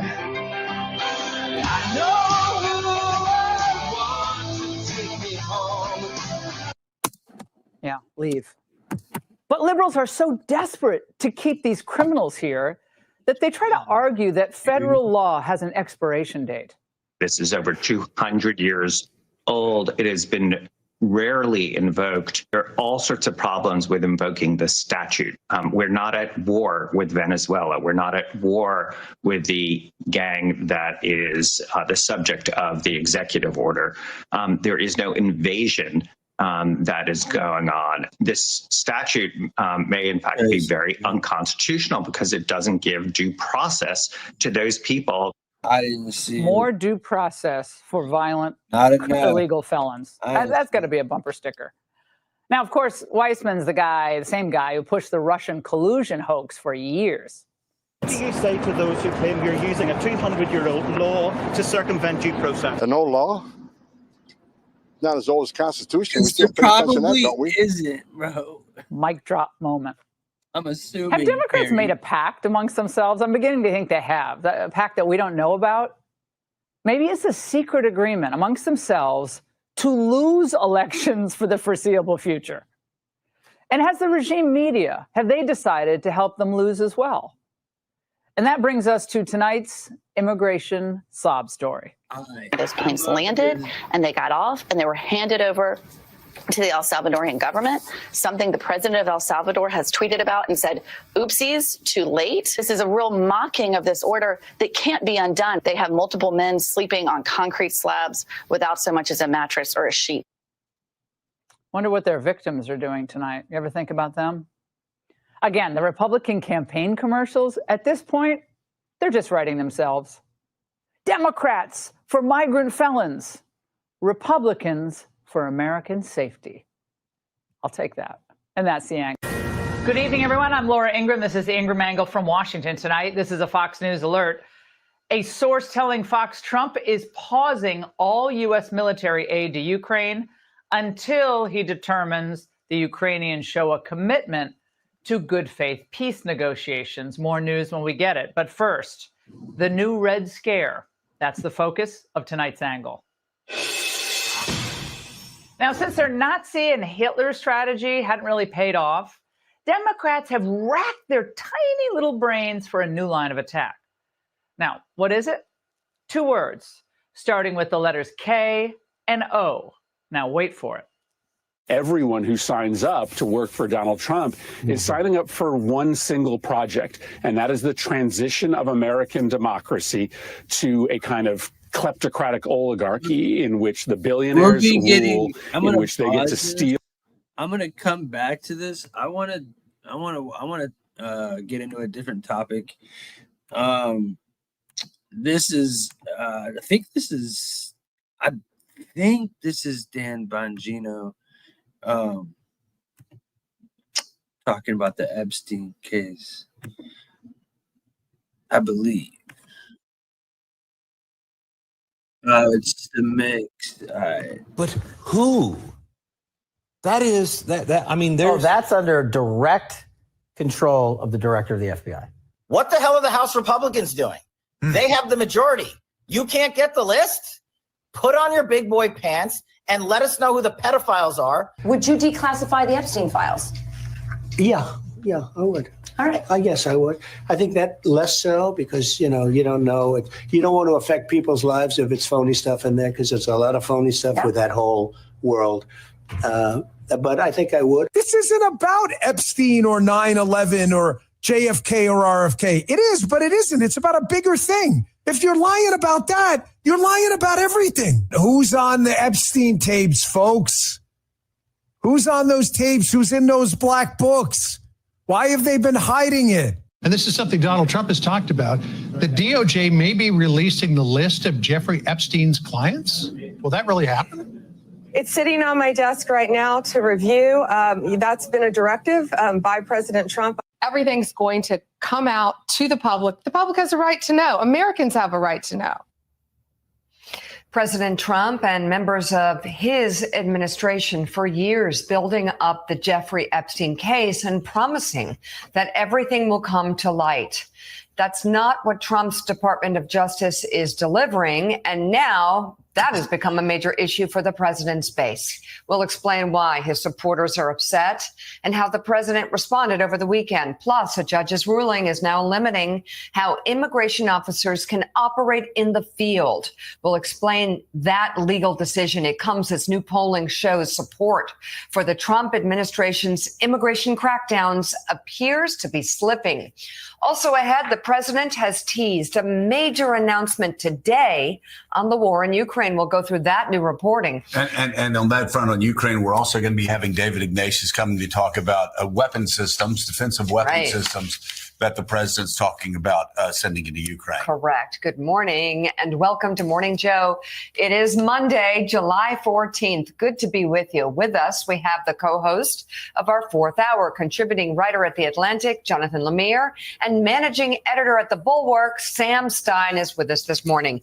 And we begin with President Trump's MAGA base and the growing turmoil over the administration's handling of the Jeffrey Epstein case files. The controversy began more than a week ago when the Justice Department and FBI announced they had found no evidence that Epstein kept a client list, contradicting Attorney General Pam Bondi's past suggestion that such a list from the convicted sex offender existed and was even on her desk. Conservative influencers began to criticize both Bondi and FBI Director Kash Patel for their findings, which came months after Bondi pledged to reveal major revelations about Epstein, including a lot of names and a lot of flight logs. Soon after, Semaphore reported Deputy FBI Director Dan Bongino was weighing his future with the Bureau after clashing with Attorney General Bondi over the Epstein case files. Over the weekend in Florida, attendees of the conservative Turning Point USA's Student Action Summit erupted in boos over the Trump administration's handling of the Epstein case. And top MAGA leaders questioned and even criticized the White House from both the stage and on their social media accounts. Who have you seen? Pam Bondi. She has never missed an opportunity to go on television and dangle sweet nothings that might be coming your way.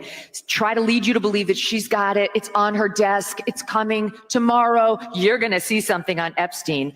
And it was a tease. So you either believe that Pam Bondi was telling the truth then or that she's telling the truth now, but both cannot be true. She was either lying when she went on Fox News all those times saying, I've got it, we're looking at it, wait until you see it, it's horrible. Or she's lying in her 2-page memo that they released on a Sunday night at the tail end of a holiday weekend to Axios, as if Axios is where we all go for our news. Hell no. She went to someone she knew would not kick the tires on the story, and without signing the memo, dropped it in the dead of night and said, that's it, take the crumbs and be happy. Make some noise if you care about the Jeffrey Epstein scandal. Raise your hand if it matters a lot to you. Raise your hand.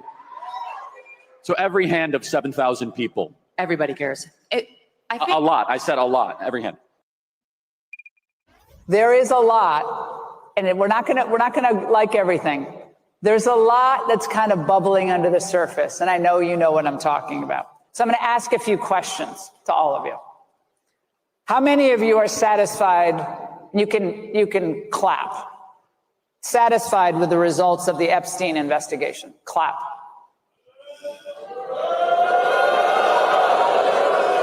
Okay, I told you to clap. You guys aren't listening.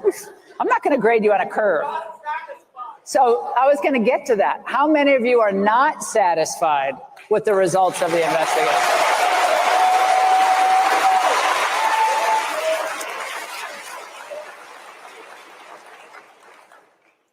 It looks like it's going to be, and now this is like the who's going to be off the island first, right? This is like who's going to be voted off the island first. I don't know what to believe on that.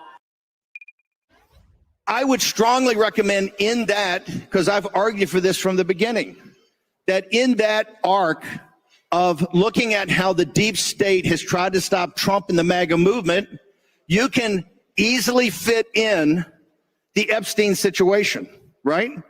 If you want the full release of documents, the special prosecutor gets it. And here's why. Epstein is a key that picks the lock on so many things, not just individuals, but also institutions, intelligence institutions, foreign governments, and who was working with him on our intelligence apparatus and in our government. This is why it's a time for choosing now. Meanwhile, President Trump is publicly defending Attorney General Pam Bondi's handling of the Epstein case. The president took to social media, calling on his MAGA base to end its obsession with Epstein, writing in part, quote, "They're all going after Attorney General Pam Bondi, who is doing a fantastic job. We're on one team, MAGA, and I don't like what's happening. We have a perfect administration, the talk of the world, and selfish people are trying to hurt it all over a guy who never dies, Jeffrey Epstein." His post was met with widespread backlash among his own followers and also prompted this response from tech billionaire and former Doge leader Elon Musk. Quote, "Seriously," he said, "Epstein half a dozen times while telling everyone to stop talking about Epstein, just release the files as promised." At the same time, two sources familiar with President Trump's thinking tell NBC News he has not lost confidence in anyone involved and has full confidence in his team. One source added at this time, there is no expectation for any changes to the leadership. So, Jonathan Lemire, obviously, this is a story that has riled MAGA world over the past 3-4 days. And there are a couple things I don't understand. Maybe you have a better understanding of it. One is that we heard that Dan was considering quitting. Bongino. Dan Bongino was considering quitting. And we earlier in the weekend heard that Kash Patel was, but he clarified that. What I don't understand is it seems that Kash Patel and Dan Bongino said the same thing a couple of weeks ago that Pam Bondi said, last week, which started this entire eruption. I mean, it seems to be fairly consistent there. So I don't know why there's this divide between the DOJ and the FBI. Maybe you can help me there. Secondly, there seems to be an argument coming out of the White House that these files don't exist. And at the same time, the White House is saying this is all a setup. These files were all setups by Barack Obama and Hillary Clinton. I mean, those two things can't. We often say two things can be true at one time. Those two things cannot be true at one time. You cannot have files that do not exist that were set up by Barack Obama, when in fact all of this happened years after Barack Obama, as far as the Justice Department launching the investigation happened a few years after Barack Obama was like already golfing and windsailing and going on cruise ships. There are so many inconsistencies. So decipher this for us, if you will.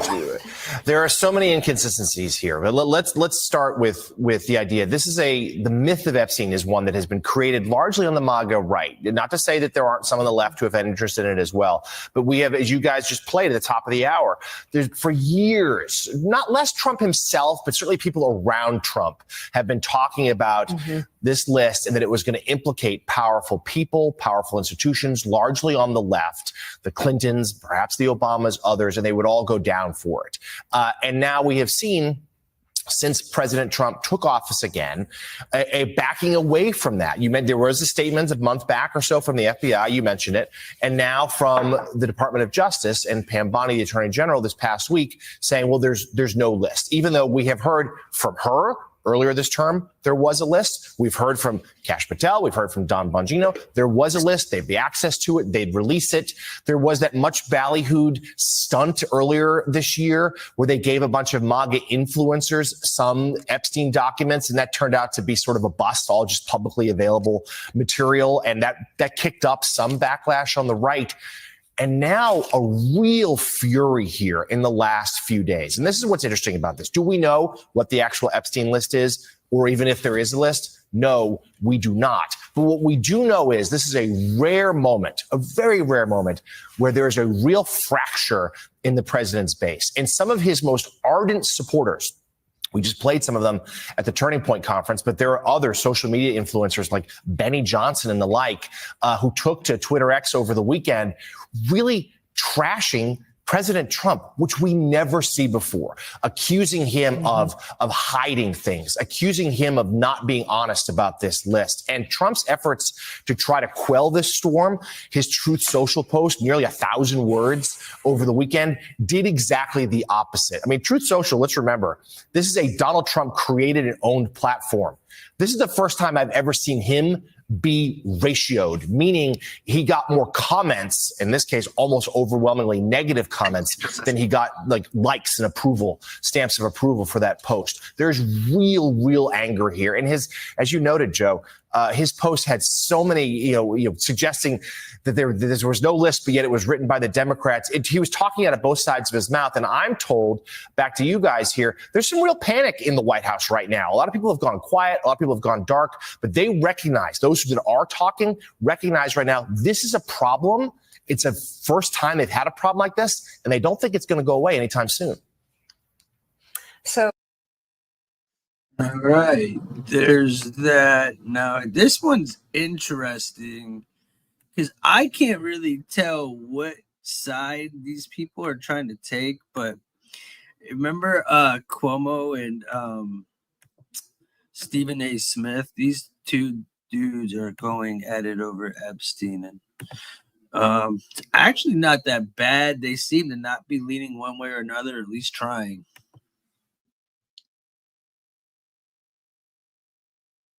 Take on what we're seeing with Epstein and ICE and everything else going on. Happy Friday, and thank you for being here. Happy Friday. What's going on, big time? How are you? So, wow, better than I deserve. What do you make of the Gary, what up, bro? of ICE versus whatever we want to call this movement on the left that has decided to match ferocity with the right? I think it's foolish.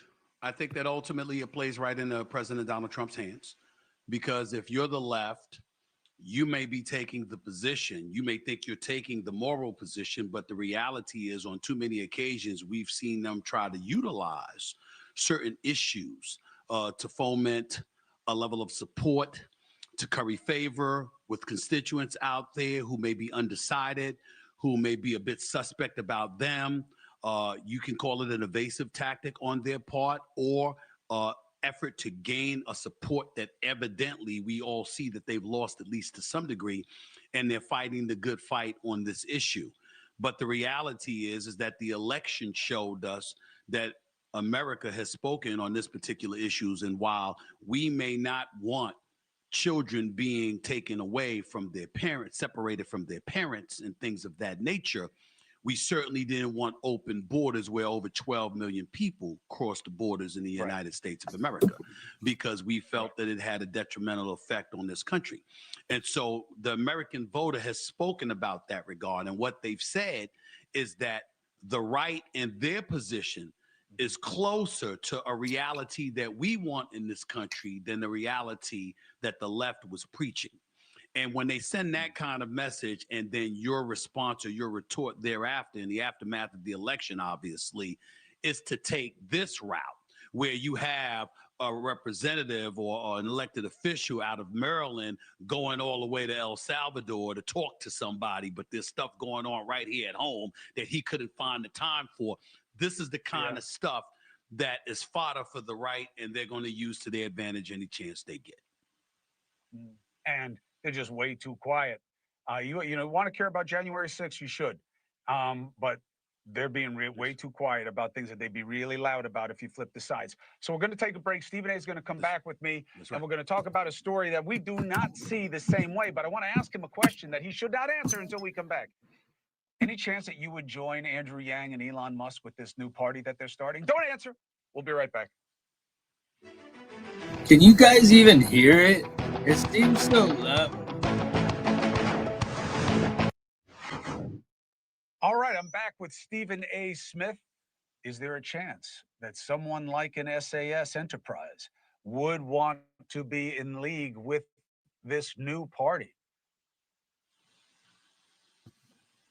If the party put their muscle and their money behind me and took a step back, sure. But I certainly wouldn't be on an even playing field with them, I tell you that much, because I don't think they are a winning formula. Andrew Yang, major respect for him. A tech billionaire, somebody very smart, very articulate. I like him as a person, but do I think that he's going to curry favor with the majority of voters? No.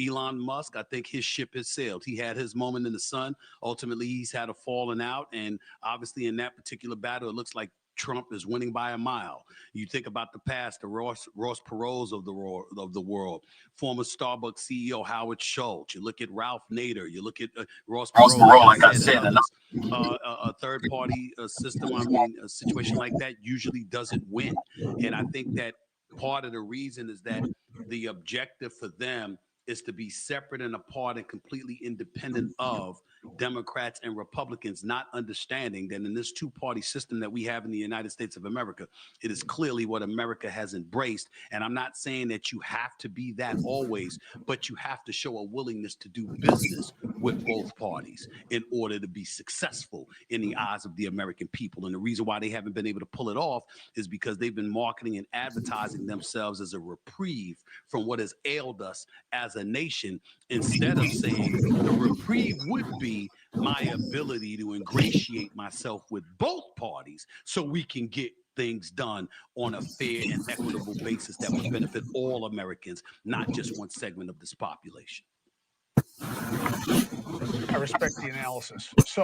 But we don't really have that conversation very often, right? Because we allow ourselves to be distracted by conspiracies and scandals because it works better, especially when you are really just fighting among fringe factions. So that takes us to one of the granddaddies of all conspiracies, the Epstein lists, the Epstein files. And Trump bought into it, and he did, not that he believed or didn't believe, but he went after that issue, and he surrounded himself with people who trafficked in this. And I don't believe it's going away, but you and I disagree about why it's not going away. You say it's not going away because there is a list. Okay. I believe it's a list. I don't know, but neither do you. And that's where I'm going with this. I understand, first of all, that you know more than me. Hell, I lean on you for half my knowledge. Let me not sit up there in front and act like I go in a different direction. I got love and respect for you, my brother. But I think that, over the course of watching folks do business, there's this inclination and there's this desire to say, conspiracy theory. I'm a more practical brother, my man Chris Cuomo. I'm a more practical brother in this sense. You can't tell me that a sex trafficker, somebody that purportedly engaged in the kind of insidious behavior that this man didn't prepare himself in some way for his comeuppance per se one day. And that if that day arrived, he wouldn't be in a position to say, if I go down, there's a whole lot of people that's going down with me. I'm not saying that's the truth. That would be irresponsible for me to say. But I also think it's crazy, not irresponsible, but crazy for you or somebody else to say, nonsense. There's no way that happened. We don't know that. I mean, think about the people we've seen Epstein with now. Think about the people we know that he's known. Think about the connections that he has had. Think about some of the proclivities we have learned, black, white, and everything in between, in terms of perverted men having and what have you, in terms of how they engage, the kind of behavior that they engage in. And I'm supposed to sit back here with a straight face and say, absolutely, positively not. There's no way that happened. Nah, Chris Cuomo, you can do that. I'm not doing that. I got an eyebrow raised, and I'm saying to myself, that combined with the 47th president of the United States, that is known for making sure that he does favors for those who skillfully and adroitly ingratiate themselves with him. It could be January 6th insurrectionists. It could be elected officials. It could be business folks. It could be anything. If you tell this man you love him enough, and then you need a favor, you can't rule out the possibility that he might look out for you. I'm not saying he did anything. I'm saying I'm not ruling out the possibility that Trump did favors, that said, you know what, let it go. I'm not ruling that out. All right. No, I'm not. So I'm not saying you have to rule it out, but you can't just rule it in because it sounds like New Jack City. I remember what Nino Brown said. I remember I saw Nino Brown, but it was a movie for a reason. So here's Hey, my coffee. Coming the opposite direction, which is Biden and his team had access to this stuff. Trump and his team had access to this stuff. So I believe that we do not have a great institutional history of secret keeping, okay? And if there was bad stuff in there about Donald Trump, it would have come out, okay? And he would have never put these people around him. He would have never given them jobs, people who were in the pro-exposure stuff. Yes, sir. I'm not saying in any way, I'm not making any kind of implication towards the president himself. I'm saying I understand. There's some names. I believe there may be some names on a list. I believe you, and I you agree. also got to remember, we also lament what's. Okay. I'm just saying you see names on both sides of the aisle of people with money and influence or whatever. Yes. They're helping both sides. They're helping both sides. So it's in everybody's best interest to look out for those names. That's what I'm implying. But you have these flamethrowers who would love to take those people down, first of all, and they haven't. And I will caution people. We just finished a trial where when it began, we expected a cavalcade of celebrities that were all involved in one of the oiliest, orgiastic things we've ever heard of before. And at the end of it, Diddy was all alone. And that is with federal prosecutors who had such a hard-on to get him that they had gone to such great lengths, but they couldn't loop in one other celebrity. They didn't have the evidence. So maybe on the Epstein side, well, first of all, we're in a similar situation. They probably didn't have the evidence against Diddy. Certainly not to convict him of sex trafficking and racketeering. They were a bit overzealous, to say the least. Yeah, it's crazy. The Southern District of New York ended up with egg on their face in a very pronounced and conspicuous way that it's going to take them a very, very long time to recover from, in my estimation. Fair enough. But when we go to the Epstein, the quote unquote Epstein file, I'm going to tell you what jumps out in my mind, because I'm with you in this regard. We can't rule it out, but we can't definitively say it existed either, because we don't know. And because we don't know, it's irresponsible to say there must be a list. There must be a list. You can say what you believe. You can say what you're suspicious of, but you can't sit up there and speak in definitive terms when you don't have that level of evidence. That's number two. Number three, here's the big thing for me. The far right is actually, they don't realize this. They're making Trump look better and better every day. Think about this. We've got the war with Ukraine and Russia. We've got the whole Israeli-Palestinian situation, Hamas, Hezbollah, even though that's been relatively crushed and what have you. We see all of this stuff going on. You got tariff wars. You've got, purportedly the imminent presence of inflation and all of this stuff, or recession. Everybody talks about these things, okay? You see what's going on with ICE. You see what's going on with our border issues and what have you. And Trump, no matter what you may think about him, if you are on the right, you could not ask for better than what he has done, because what he has done is what they have said they wanted and have been trying to get done for years. And even they admit that he's doing their bidding, yet they're in an uproar because the Department of Justice says there's no client list and the Epstein file space is closed. Really? I mean, I'm wondering I got to talk to Steve Bannon. I got to talk to him. I got to talk to some of these people, the Tucker Carlsons of the world and everybody going crazy over the Epstein client list. That's what you're concerned about? I mean, you've got such a hard on for the president that you are losing your mind with all the things. Again, if you are a member of the right, you're a centrist, you're a leftist, you can't be too happy with what he's doing. But on the right, you have the audacity to look at this man like he's I mean, I don't want to be facetious, but you're treating him like he's the Antichrist right now because of the Epstein list. That's what you're mad about? I do find myself a bit shocked by that. I'm like, damn, I expected folks on the right to have a lot better things to complain about than that. But they really, I mean, I don't even want to bring up his name, but you know who it was that was crying on his podcast, a few days ago because the Epstein list wasn't released. Really?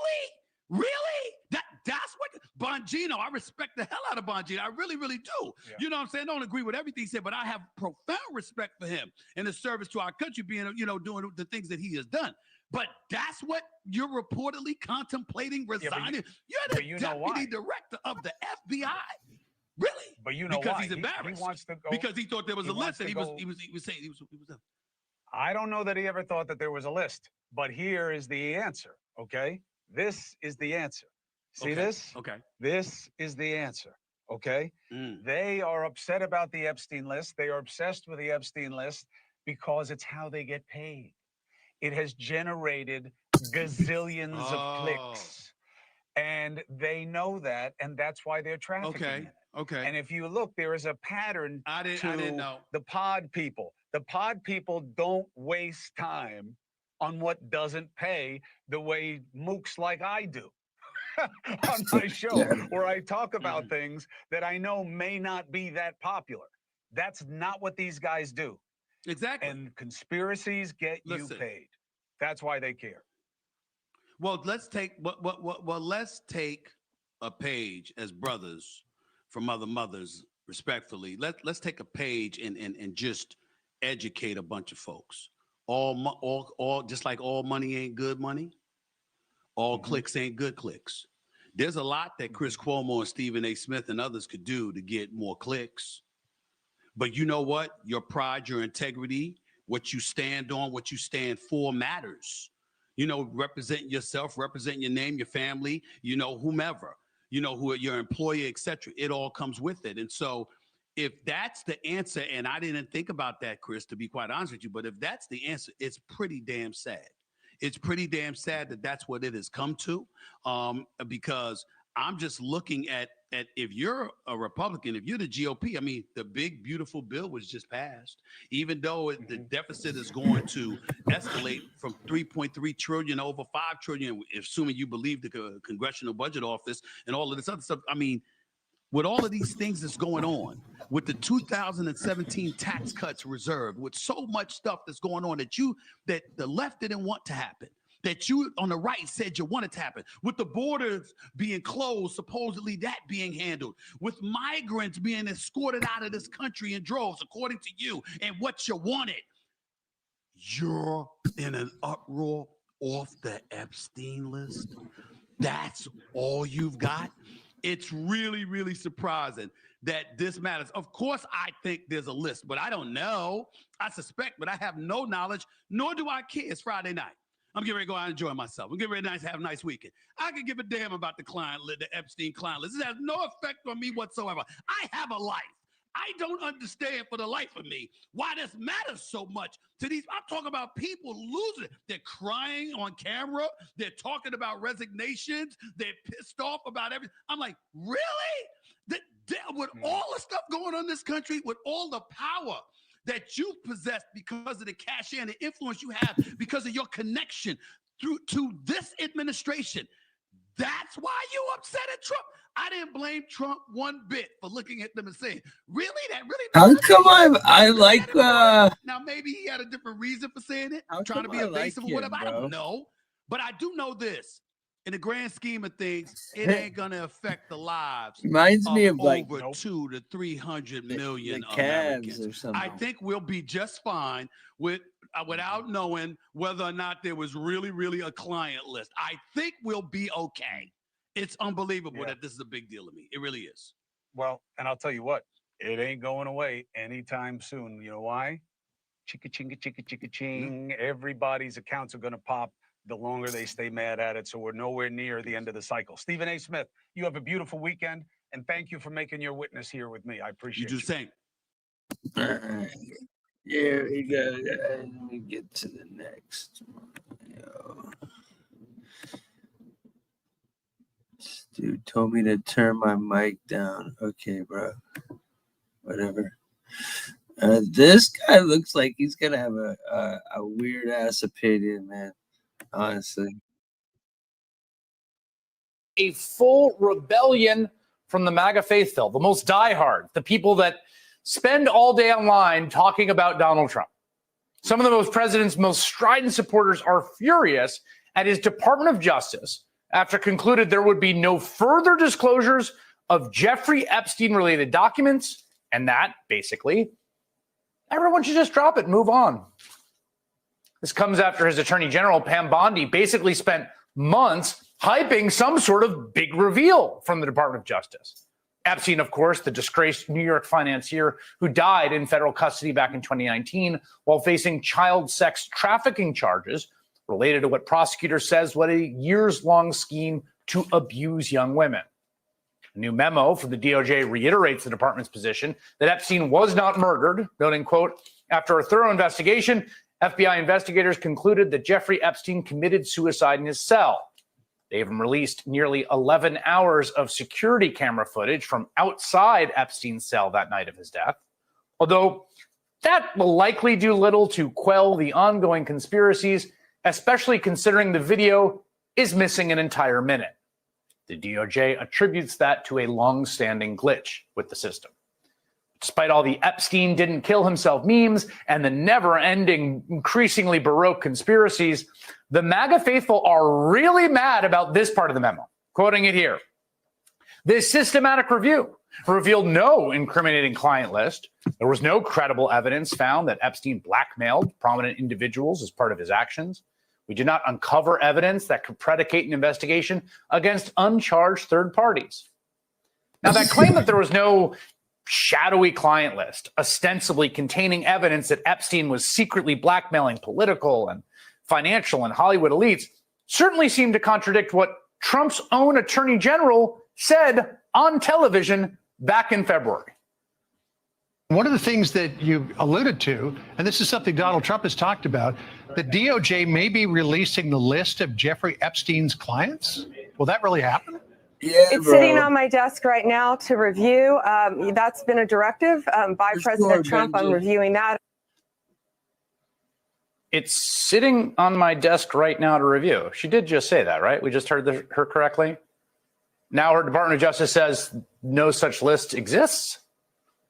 But again, this wasn't just Pam Bondi misspeaking or speaking ambiguously, one-off remark. I mean, seriously, 4 months. This has been a drumbeat. She's promised some sort of big revelation from the documents. I mean, do you remember this? Back in February, the White House even held this big event with right-wing influencers sharing a bunch of what turned out to be previously reported in the public domain information. They had repackaged into a bunch of fancy binders, which they handed out to people. And so when the DOJ comes back basically yesterday and says, you know what, looked at it and turns out nothing to see here. Well, now that same right-wing media ecosystem is absolutely fuming. The whole thing that this tape shows he didn't kill himself is like a joke. But worse than that, it's a joke that we all get. Like, they're not fooling anybody. So I feel like we're at a dangerous point now. So now by coming in and being part of the cover-up, the Trump administration has become part of it. I mean, it's just you cannot see it any other way. So I just got to the office. So I'm going to go throw up, actually. And this only happens every few years when something really, really bad happens or something. I mean, I'm physically going to puke probably right now. My mouth is watering right now. because I have integrity. And, I just really need the Trump administration to succeed and to save this country. I definitely want to look into more what Alex Jones is saying. Next show, I will, for sure. They're doing so much good. And then for them to do something like this, tears my guts out. Do you see what you've done, Pam Bondi? You have made Alex Jones cry and possibly puke, which he only does a few times a year because of how much integrity he has. Bro. In hindsight, though, I don't think that those people should be very surprised. As we have said before, repeatedly, this has been a consistent theme of our reporting here on this program. If you were a single issue voter in 2024 and hating Jeffrey Epstein and people associated him was your only issue, Donald Trump should not have been the candidate for you. Trump and Epstein were friends. Everyone has seen the photos and the party tapes at Mar-a-Lago where they seem to leer at women. And we remember when Trump famously told New York Magazine, "I've known Jeff for 15 years, terrific guy. He's a lot of fun to be with. It is even said he likes beautiful women as much as I do, and many of them are on the younger side." One of the women at the center of the Epstein sex trafficking case, Virginia Giuffre, who recently died by suicide, claimed that she was actually recruited as a minor by Epstein's collaborator, Ghislaine Maxwell, at Mar-a-Lago. And when that collaborator was facing trial for sex trafficking, Donald Trump seemed oddly concerned about her. Ghislaine Maxwell is in prison, and so a lot of people want to know if she's going to turn in powerful people. And I know you've talked in the past about Prince Andrew, and you've criticized Bill Clinton's behavior. I'm wondering, do you feel that she's going to turn in powerful men? How do you see that working out? I don't know. I haven't really been following it too much. I just wish her well, frankly. I've met her numerous times over the years, especially since I lived in Palm Beach, and I guess they lived in Palm Beach. But I wish her well, whatever it is. Her friend or boyfriend, Epstein, was either killed or committed. Apparently, Maxwell is going to give up some information on the list. I have a video of that that's new. I'll play it after this. Suicide in jail. She's now in jail. Yeah, I wish her well. I'd wish you well. I'd wish a lot of people well. Good luck. Do you remember that? Remember that when Maxwell was being tried for sex trafficking and Donald Trump was asked about her and his first instinct was to be like, I wish her well. Used to know her back in the day in Palm Beach, saw her all the time. Now think back to the 2024 campaign. Do you ever remember Donald Trump talking about Jeffrey Epstein? I mean, all the crazy nonsense he said about all kinds of insane internet sewer gutter stuff. I mean, and then there's the JFK stuff and the Hannibal Lecter riffs you would do. He conveniently never brought this case up. And then when he was asked about it, Trump gave this truly remarkable answer. Americans have lost a lot of trust in institutions. And I think there's been a lot of discussion, especially online and especially with young people. How do we rebuild that trust in institutions? The CIA, the FBI, all those institutions. You're right. Some people think that one way to build trust is to declassify things that everyone's talking about. I know you talked earlier about, I don't want to be a conspiracy theorist. So if you were president, would you declassify, you can answer yes or no to these. Yeah. Would you declassify the 9/11 files? Yeah.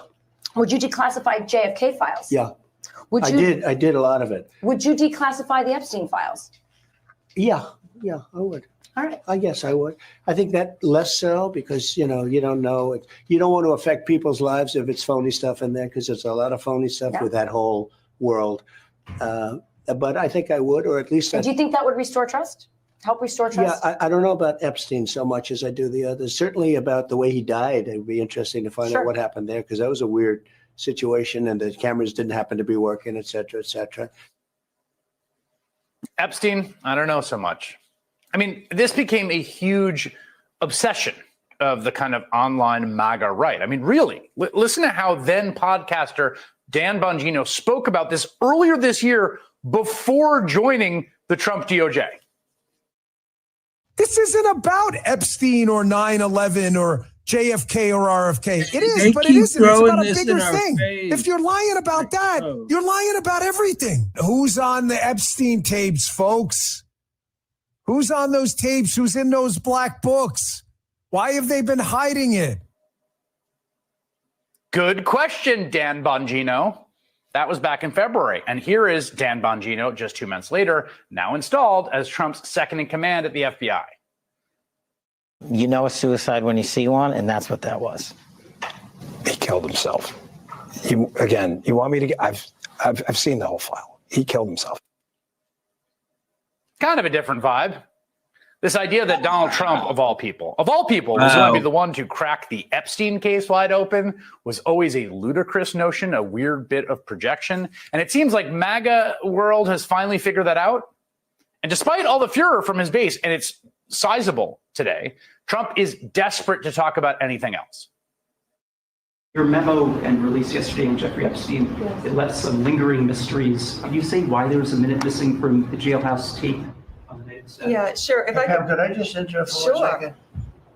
Are you still talking about Jeffrey Epstein? This guy's been talked about for years. You're asking, we have Texas, we have this, we have all of the things. And are people still talking about this guy, this creep? That is unbelievable.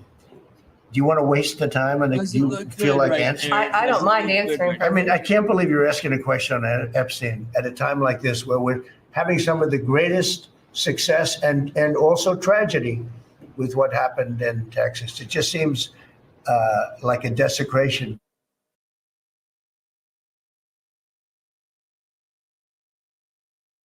All right. Now here's the Maxwell video. I don't know what it says, but the headline says she's ready to share. So here it is. This just dropped. It's from Sky News in Australia. Let's go.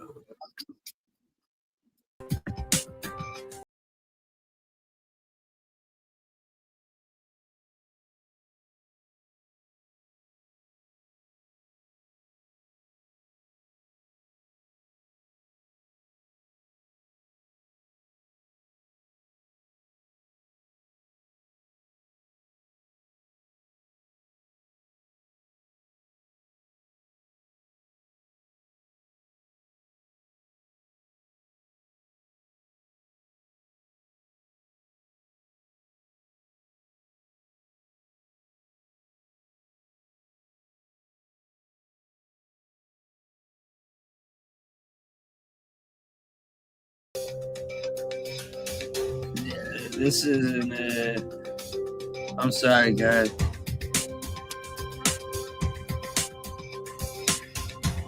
No, it's good.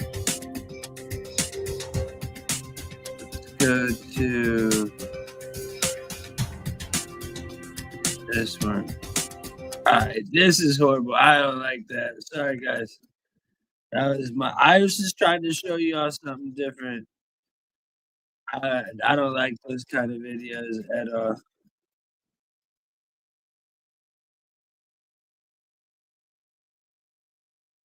Vehement disagreement over what to do about the Jeffrey Epstein memo that the DOJ and the FBI released earlier this week, essentially saying, one, that the case is closed, and two, that Jeffrey Epstein did not or was not murdered, that he did, in fact, commit suicide and kill himself. But now in the wake of all this, it seems, according to the reporting out there, there are internal disagreements about how all of this was handled here. Axios has this reporting, and this is a scoop. That means exclusive to Axios, that FBI...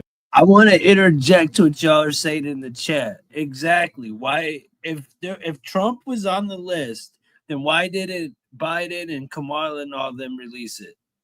Why didn't they release it? Why are you guys now so obsessed when they didn't do nothing? Y'all were screaming about it a year ago. Deputy Director Dan Bongino took a day off from work after a White House clash with AG Pam Bondi over their handling of the Jeffrey Epstein files. That's according to 4 sources familiar with the conflict, telling Axios that. So I thought that was interesting. Also, our hearing from Todd Blanche, the Deputy Attorney General. He says this: I worked closely if we could go back to the first one there. He says this: I work closely with FBI Director Kash Patel and FBI Deputy Director Dan Bongino on the joint FBI and DOJ memo regarding the Epstein files, saying all of us signed off on the contents of the memo and the conclusions stated in the memo. He goes on to say this. He says the suggestion by anyone that there was any daylight between the FBI and DOJ leadership on this memo's composition and release is patently false. The White House weighing in on the statement and the controversy as well in this. This is from Harrison Fields, White House Deputy Press Secretary, saying, quote, this work is being carried out seamlessly and with unity. Any attempt to sow division within this team is baseless and distracts from the real progress being made in restoring public safety and pursuing justice for all. So I wanted to make sure we got that in there. I should have led with this. I apologize, but this is the headline here. This is the lead. Many are reporting Dan Bongino is considering leaving his post at the FBI amid the Epstein document drama here. Who's covering it? Of course, our friend there at the Washington Examiner, who covers the DOJ and the FBI each and every day. That's, of course, reporter Kaylin Deese. He joins me.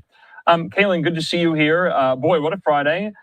So I think it's safe to say that the kind of internal battles regarding the Epstein memo, the Jeffrey Epstein case writ large, have really reached a fever pitch here. What are you hearing? Have you spoken to people who are close with Bongino? What is his frame of mind? What is he thinking right now? Is he going to resign? Is he going to be in the job by the end of the weekend? Thanks for having me on, Andrew. Well, to be quite honest with you, there's been crickets from my end on everything that the FBI is going through right now. There's been more information coming out from my sources over at the Justice Department, which have confirmed this friction that is happening right now within the Justice Department and the FBI, which we know are one and the same, despite being separated by different buildings. And so this is very much a very real situation that we are confronting right now. And we have reporting as of this hour that not only is there a consideration that if Deputy Director Bongino resigns, that perhaps even the Director Kash Patel could go along as well. And that is coming from the Daily Wire and some other sources out there. Now, there also seems to be, with that, this almost an effort to present a wedge of sorts. Sort of, we're not going to stick around if she sticks around. And that's, of course, referring to the Attorney General Pam Bondi. So that is something that is very dire in this situation. Of course, it's not confirmed that this is sort of the wedge that is happening, but there are reports about it. And so it definitely adds more tension to the scenario that we're confronting here. So is it safe to say, or is it accurate to say, Kaylin, that camps are forming, pro-Bongino camp, pro-Bondi camp? Have we seen that play out? And if so, why? Well, certainly on social media, you're definitely seeing that. If you go onto X right now, there's multiple users, prominent and those who are just users in general, that are saying essentially that this is something that is falling back on Pam Bondi, who we know had the binders released to the influencers. There's some criticism that she's received for doing that. But on the other hand, you're also seeing some pushback, at least within the Justice Department, saying that everyone signed off on this memo. And that's coming from the Deputy Attorney General, Todd Blanche, as you put forth on there. Something of note that I would say is that when you're having somebody like Blanche, who we know was the president's former defense attorney in his criminal cases last year, when you're getting something, a statement like what he's saying, that there is no daylight between the divisions on this issue, that is a very affirmative stance coming from high up in the Justice Department. And for the Justice Department to be making claims like that, the fact that there is this current notion out there that Bongino is frustrated with the way that the Justice Department has handled it sort of speaks to the fact that we're seeing so many leaks coming out of the FBI saying that this is something that he's heavily considering. And I think that, you know, when it comes to the question of if there's going to be an effort to push out Pam Bondi, I would note that earlier this week, we saw Donald Trump sitting there in the meeting, in the cabinet meeting, expressing a lot of frustration about a reporter that even asked about this question. Right. I mean, it seemed like he didn't even really want to let the Attorney General answer the question, although she did. And, therein lies sort of the main question here is Donald Trump himself going to pivot on this issue, or is he going to kind of stick in this lane where we've seen him kind of dismissing the concerns overall about the Epstein files release? Yeah, I mean, his posture and his rhetoric at that cabinet meeting earlier this week was essentially to dismiss it. He thinks it's some type of distraction. I'm paraphrasing, but he essentially said, why are we still talking about this creep Epstein here? And so you're right. Any decision on what to do at the highest echelons of the FBI and DOJ would ultimately come, yes, to President Trump. So you do have to imagine, what is he thinking about this fight that is playing out here? You're talking about leaks, though. I want to read from the New York Times is reporting. They say this, that Pam Bondi and her allies believe Bongino planted stories in the conservative news media, blaming her for the backlash after an announcement earlier this week the Epstein case would be closed. That's according to officials close to the situation. The New York Times also reports this. It erupted into an angry face-to-face confrontation at the White House on Wednesday, 2 days ago, when an irate Bondi accused Bongino of leaking information to the media in the presence of the FBI Director, Kash Patel, the White House Chief of Staff, Susie Wiles, and one of Wiles's deputies, Taylor Budowich. Bongino denied it, according to those sources here. So we've seen some of these fights play out in public there at the White House. Of course, I'm reminded of the infighting between Elon Musk and cabinet secretaries and the president himself. Caroline Leavitt has described that in the past as transparency. The American people should see these fights play out in real time here. It's not just, though, about the American people. It's about this subset of the MAGA base who are, frankly, fixated and obsessed with the Jeffrey Epstein case. How do you allay those concerns, those fears that the White House doesn't have the goods, or if they do have the goods, they're not releasing them? And a lot of people are scratching their heads as to why, if that is the case here. How do they answer those questions, Kayla? Yeah, I think it's something that, however you cut it, it's not going to be easy from a political standpoint how the White House is going to address this, because there seems to be a cohort of the MAGA base out there who believes that no matter how many times it's said, there is actually more information out there that is not getting released, and you're not going to convince them one way or the other. And so it really comes down to, well, are we going to see more information come from this? That was a question that we discussed the other day whenever you had me on here, and there's been a few updates, at least in a transparency lawsuit that's filed by Judicial Watch, that there is still ongoing communications between the Justice Department and that FOIA request happening in there. Although I do believe that there have been some decisions to table the next status update until, I believe, September on that matter. So, and it still remains to be seen whether there will actually be any sort of turn up of additional evidence from that.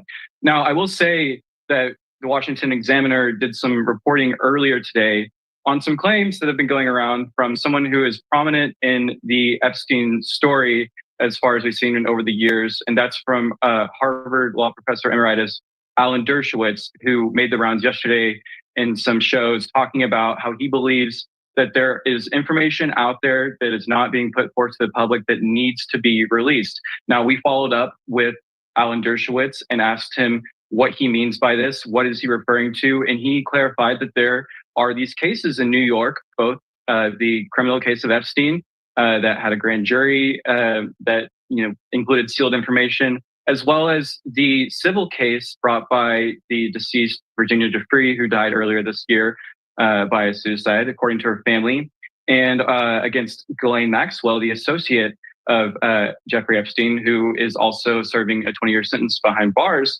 for being an accomplice, so to speak, in his case. Now, asking Dershowitz about who these judges were, he wasn't telling anything. But we do know that these cases still exist out there. There are sealed filings. We verified that through checking the court docket. So that is something, too, that seems to be almost sort of a bridge between this blame shifting that we are seeing between the FBI and the DOJ. You have this renowned Professor Dershowitz, who also has been through a defamation fight where it resulted in Giuffre taking back some of the allegations that she had previously made about sexual assault that he had allegedly committed. So there is a complexity there with some claims coming from him. But I will say that there are these sealed filings that are out there. So he's putting forth this idea that it's not the DOJ's fault, it's not the FBI's fault, but it's the judges that have still not unsealed these filings. Yeah, and I just have to know, Kaylin, that was a great exclusive report you sent over my way that you filed today. I'm just going to read the first paragraph. You report this. Alan Dershowitz said last night that 2 federal judges in New York are keeping key court records surrounding Jeffrey Epstein under seal to, quote, protect certain people named in litigation related to his sex trafficking operation. You just kind of elucidated that reporting for us here. Dershowitz told you, quote, there are judges who are protecting people. I know that for a fact. You cited, though, that he wouldn't say who those judges were. In the meantime, let's get back, though, to the inside fight in the White House here. Do you think this is going to get even more pronounced, even more heated going into the weekend here? I mean, Axios is reporting in their scoop, Bongino didn't even come into work today, kind of highlighting how very frustrated he is with how this all went down here. He's only been in that job, 4 months? Patel and Bondi in their jobs for 6 months here. They're very new in these roles. Is this going to be the issue that really presents some type of cleavage for them? Are they going to all get back on the same page? Is it all going to be nice at the DOJ and FBI in the wake of this or not? Yeah, I'm glad that you're asking about this, because I think that there's something to be said here about some of the promises that have been made by the FBI and some of the works of the DOJ that we're seeing put forth. Again, we're only 6 months into this administration. And as we know with investigations, those things take time to see the results that come through. But the FBI has made some promises that they're going to be reopening some investigations, such as the January 6th pipe bomb incident, looking into the Supreme Court leak of the Dobbs decision, looking into the cocaine that was found in the White House under Biden. These are all promises that have yet to yield results. And there are some questions out there, especially from some of the former FBI officials that I've spoken to, about whether there's any additional information that can actually come from some of these efforts that this current FBI is taking. So there's a lot of pressure on this FBI based on the promises that they've made. And if you even look back to some of the interviews that Bongino did earlier this year, when he was telling Fox News about the fact that there is no evidence to suggest that otherwise, that Epstein didn't kill himself, he looked shaken up by that. He looked almost distraught that he had to deliver that information to the public. And he even said that, he's, I'm paraphrasing, that he's, sitting behind his desk in these 4 walls every day, separated from his wife, and almost indicating that there's a lot of pressure that he's facing in this. Yeah. So when you get down to the core elements here, it's almost like you see a lot of pressure, like you're saying, online about this, about anger against Pam Bondi. But looking at what is the role of the FBI, it's to deliver goods to the DOJ. And the DOJ is often the one disseminating what comes from that or bringing prosecutions from that. And I think that we're definitely not going to just, close up this Friday and see this story eventually disappear. I think that there's going to be continued ongoing discussions about this going forth. And I don't think it's going to get swept under the rug. Yeah, I mean, Shelby Talcott at Semaphore in her reporting said Bongino is considering leaving his post at the FBI soon, though it seems like no formal decision has been made, according to her sources. One source said he's effectively gone, saying, quote, he will come back if Bondi is held accountable. But to your point, I mean, that's the thing. If you're Dan Bongino and you're this extremely popular podcaster, before you enter federal government service, and you've essentially staked your entire brand as a podcaster on getting to the bottom of the Epstein saga, and then you're, into this role here at the federal government, you have power, you have authority to look into it, and you don't have the goods because there may be no goods there. I can imagine that the job must be quite difficult for Bongino in that position that he has found himself in. But I have to ask, though, for so many who do want to see more justice, who are not satisfied that only one person has been held to account for Jeffrey Epstein's crimes. That's, of course, Ghislaine Maxwell. She's serving a 20-year prison sentence. Jeffrey Epstein is dead. People cannot be satisfied that only one person has been prosecuted, convicted, and is now in jail. They think there should be more. Why do they think that? Well, I think that there's something that the DOJ head has to answer to, and by that I mean Pam Bondi, in the fact that we have seen from court filings over the years that there's been alleged to be dozens of victims of Jeffrey Epstein. Flash forward to some comments that Pam Bondi made earlier this year. She said that some of the victims were in the range of 200 to 250. And what's more is this memo that came out, this unsatisfying 2-page memo that didn't deliver much other than the video evidence that we saw from the jailhouse and some additional writings on the department's findings, was that there are 1,000 victims of Epstein, according to what this memo was saying. And so when you look at the sheer number there, not just the sheer number, but the discrepancy from the court filings to what was said earlier this year to the 1,000 that we just got, it's perplexing to people that there would be this number of victims, but not a single additional person that could be charged or prosecuted from it. It doesn't make sense to anyone who looks at this.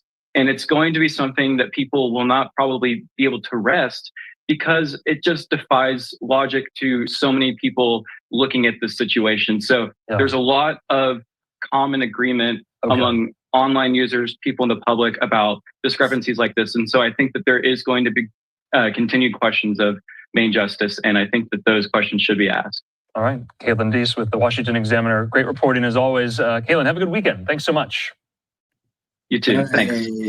So, Ryan, will you do me a favor? Will you check to see if there is a luncheon still, if it has started yet? Because I did see he did the NATO interview. I don't know if that's what they were talking about or not. So will you check that out for me? Thank you, bro.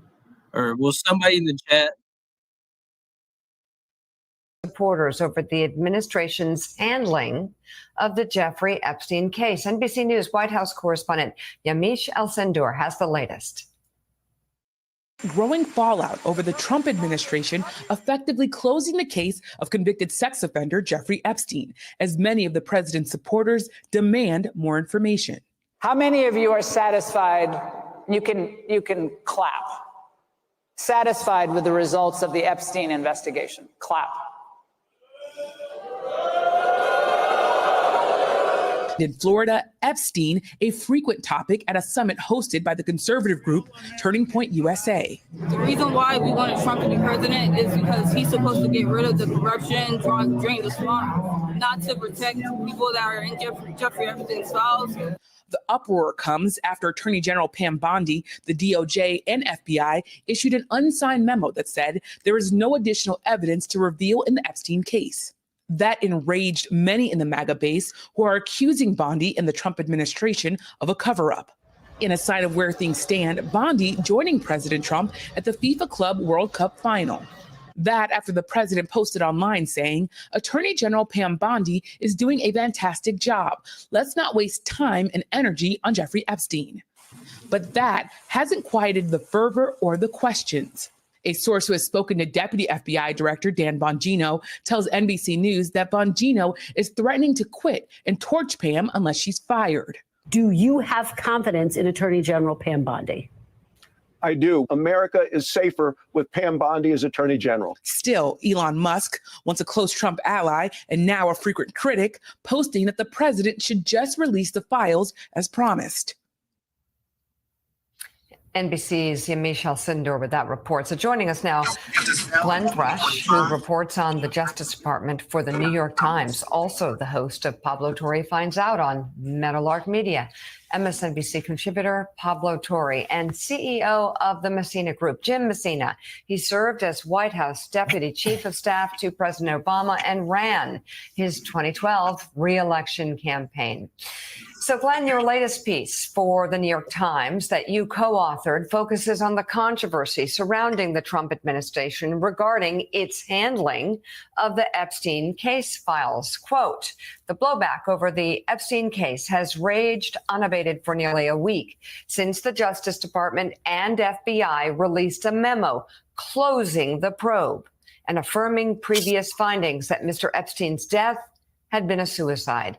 It has defied the patterns of previous Trump controversies, provoking criticism from activists on the right, increasingly willing to cast doubt on Mr. Trump's actions and motives, and not just place blame on his surrogates and subordinates. So, Glenn, not that this would help the president with his MAGA base, but we had Ken Delanian on earlier this morning talking about how he, Tom Winters, other people in BC have been reporting for years that there was no Jeffrey Epstein client list, no magical list out there to be had.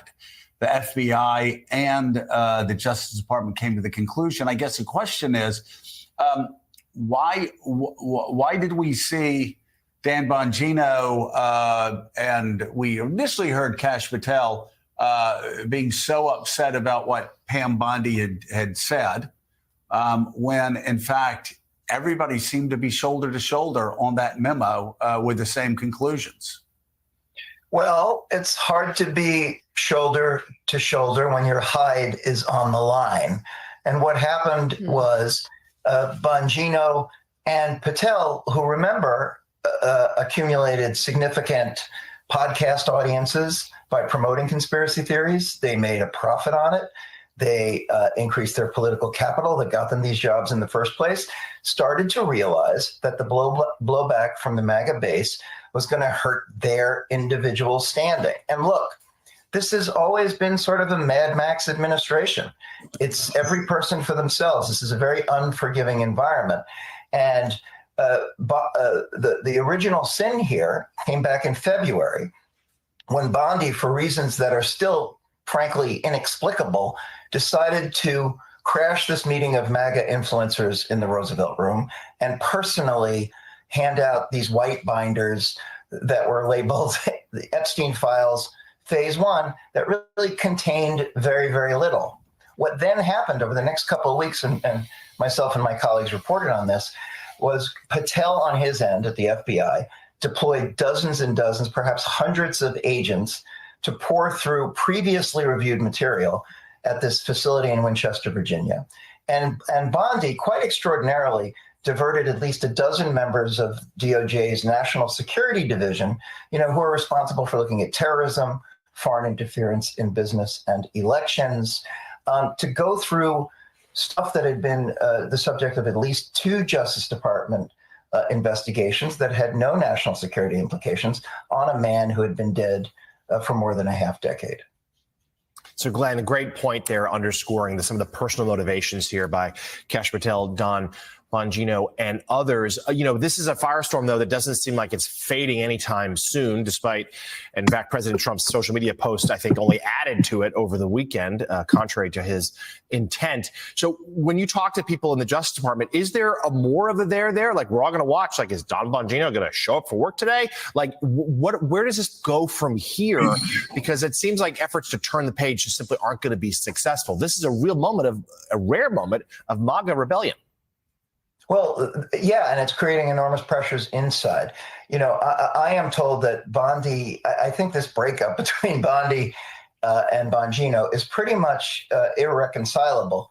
I think there were some attempts over the weekend to negotiate some sort of a détente, but I can tell you from Bondi's end, I don't think she really wants to see him back. This dust up, and we're talking about a confrontation in Susie Wiles's office in the White House on Wednesday, in which Bondi, according to my sources, confronted Bongino directly about a bunch of stories that they believe he had leaked against her in the conservative media. Bongino denied it, but I've heard various versions of this account.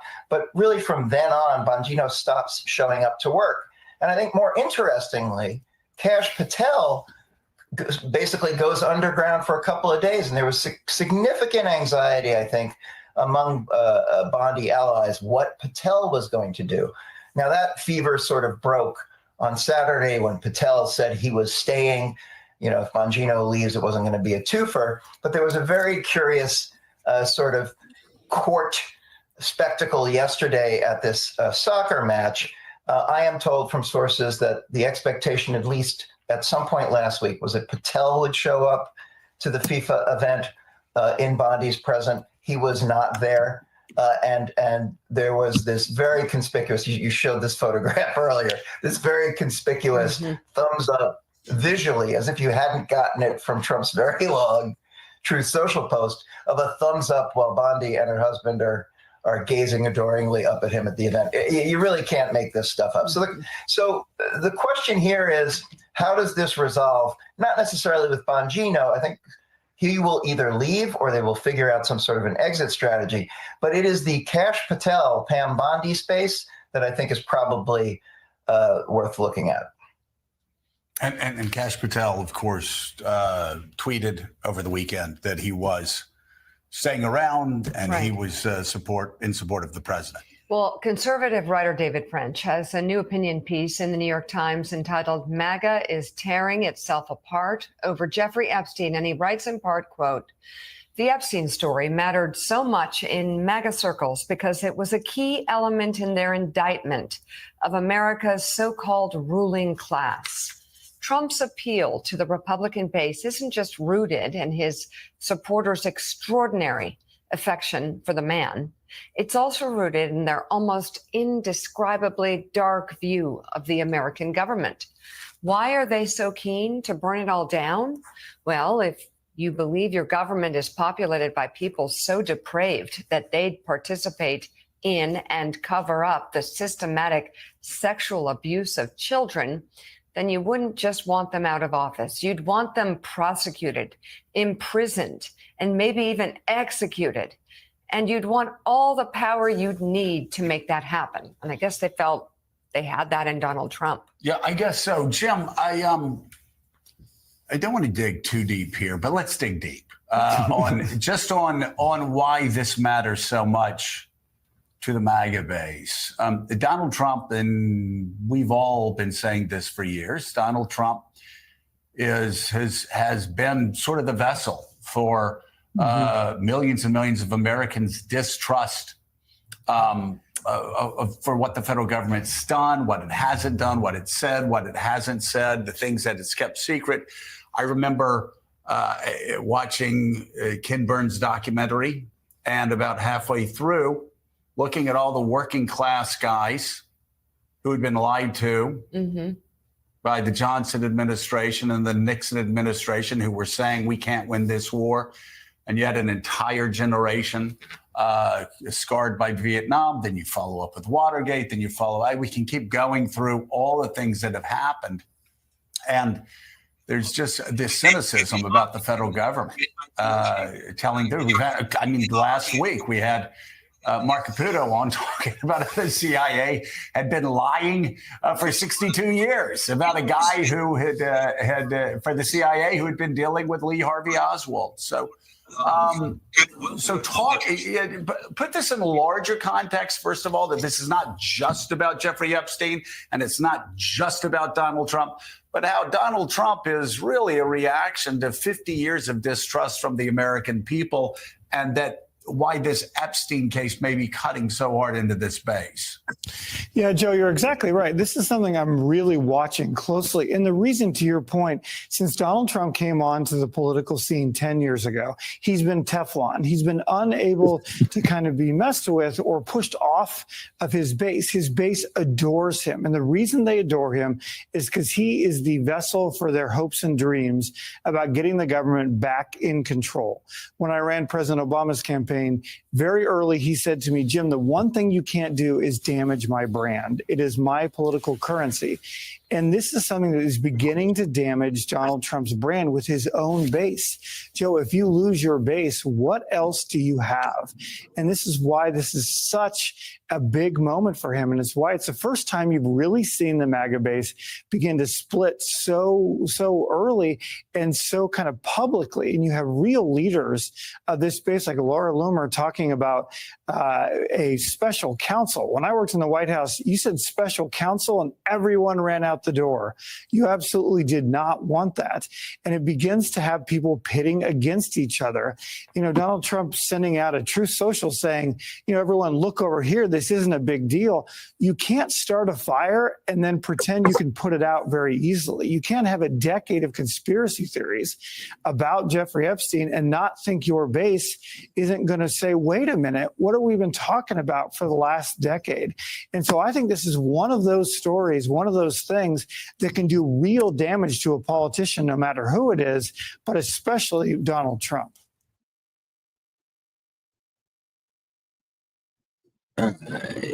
So here's this one should be interesting because I have no clue where these guys are going to go with it. I saw this morning and said, let's see what they talk about. Here it is. This dude's got a big ass afro. This should be interesting. All right, let's go. All right. President Donald Trump's firm support for his embattled Attorney General Pam Bondi following the MAGA revolt over her hand. Oops, sorry, guys. Oh, Jeffrey. We start today with President Donald Trump's firm support for his embattled Attorney General Pam Bondi following the MAGA revolt over her handling of the Jeffrey Epstein files. Trump took to social media last night to say Bondi is doing a, quote, fantastic job and that his administration should all be, quote, one team. He posed the question, what's going on with my boys and in some cases, gals? It seems Trump is witnessing the continued meltdown in the MAGA movement over the Trump administration's failure to deliver all the conspiratorial goods in the Epstein investigation. After years of being fed a steady diet of conspiracy theories involving a potential who's who of Epstein's sex trafficking clients and supposed Epstein murder, including bolstering coming from within the administration itself, they were left with the underwhelming truth that none of it may be real. And they have not been taking it well, like at all. Just listen to how it was received during the conservative group Turning Point USA summit over the past 48 hours. How many of you are not satisfied with the results of the investigation? What I'm getting at is at some point we want answers at some point. Yeah, answer the questions. That's Like, it. Who went to Epstein Islands? Who specifically went on the plane? Who stayed for more than a night? I don't think they're telling us the truth about Epstein. I think that guy was involved in something nefarious that implicates a whole lot of people. I will not rest until we go full Jan 6 committee on the Jeffrey Epstein files and every single client. It's so weird that they got it so that was associated with this thing has an FBI agent at their door on their phone going after them the same way they went after the Jan 6ers. Like someone told them Santa doesn't exist. Joining us now, Anthony Coley, former director of the Office of Public Affairs at the Department of Justice and former senior advisor to Merrick Garland, and Heath Mayo, founder of the pro-democracy anti-authoritarian group Principles First, founder of the pro-democracy. I just said that. It's early, y'all. 2 times. Like it's so nice, I had to say it twice. All right. Heath, I want to start with you because we saw the president kind of try to social media post his way through some of this yesterday with this long post. Why are we giving publicity to files written by Obama, Kirk, Hillary, Comey, Brennan, and the losers and criminals of the Biden administration? They created the Epstein files. So we're moving along the journey of pain here. But we've also seen this before, where the MAGA folks are mad at Donald Trump, and then we all say, oh, is this it? Is the crack up happening? But then everything kind of settles down at this point. Why is this different, or is it? I mean, this is sort of, they've caught the bus to some degree here because they have sold the lies and the deception on this to their base over and over and over again for years. And now they can't deliver on all of this stuff that they've been selling their base. Yeah. And, it's one of two things. Either he's in the files and he's trying to protect himself. He doesn't like what's in it and he doesn't want anybody to know. Or what is more likely is that it's just not this sensationalist conspiratorial result that they've been selling. And there's nothing there to sell anymore. Because if it was as bad for Donald Trump as folks want it to be, why would Joe Biden and the Democrats keep it secret? But after promising so much to release just a meager memo, that's just not enough. Memo. It's just not satisfying the base at this point. Right. Look at the things that they said. They said February 21st, Bondi said Epstein's client list is sitting on my desk.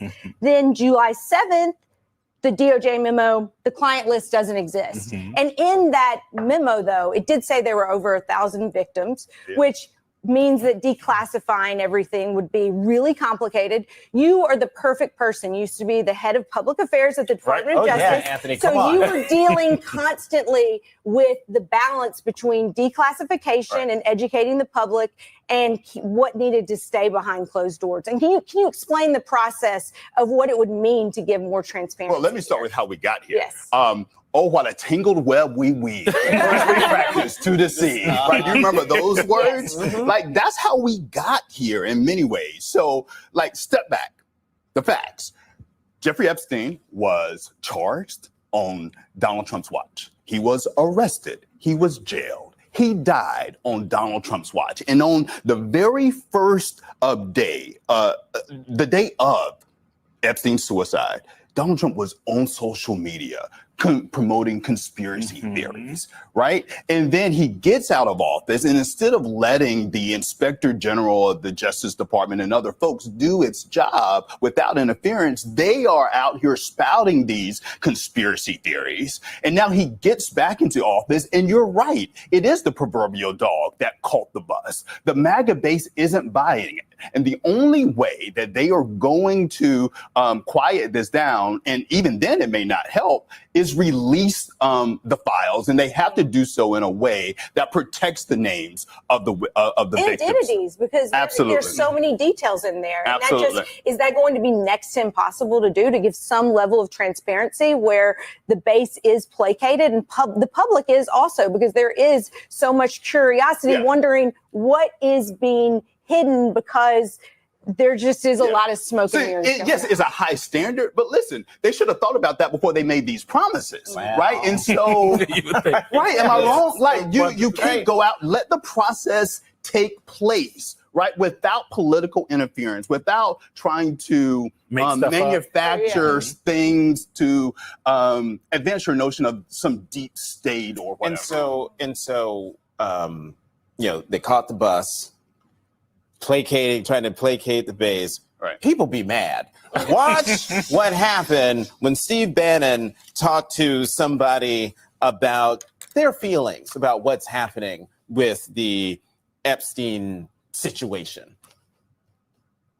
For this to go away, you're going to lose 10% of the MAGA movement. If we lose 10% of the MAGA movement right now, we're going to lose 40 seats in 26. We're going to lose the president. You don't even have to steal it, which they're going to try to do in 28, because they're going to sit there and they've disheartened the hardest core populist nationalists that have always been who governs us.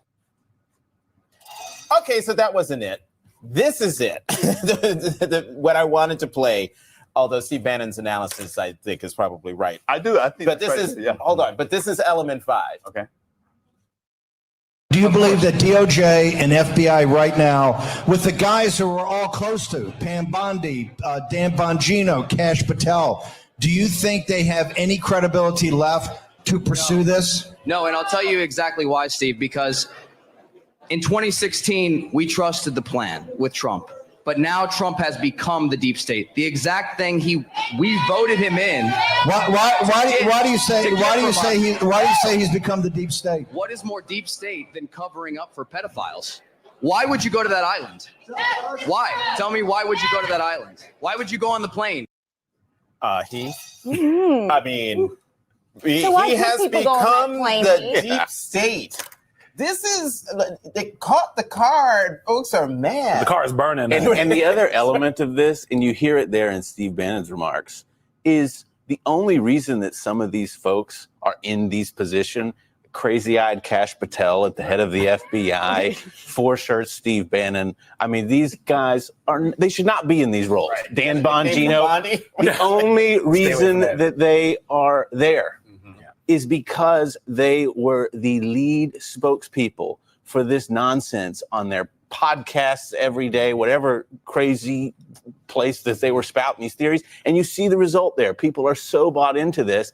And that is really the only reason that they are there, is to deliver this bill of goods that's just not there. And Anthony, I think it's really rich that now suddenly Donald Trump, who ran against the deep state and had all these people believing in the deep state, now has his people saying he is now the deep state. Isn't that something? Yeah, it's because when you create this idea that something's happening that no one was really talking about, now all of a sudden they're jumping into it. So I do think there was some element of truth to the prior clip you played about Steve Bannon and the politics of the politics. Right. When you think about the universe of Trump supporters, I'm going to oversimplify it, but you basically have people who, non-MAGA supporters who voted for Trump on issues, right? Economy, immigration, they voted for Trump because they didn't like Kamala Harris, right? You've got that set of people. But then on the other side, you've got these hardcore MAGA, like they are ride or die, or they were ride or die,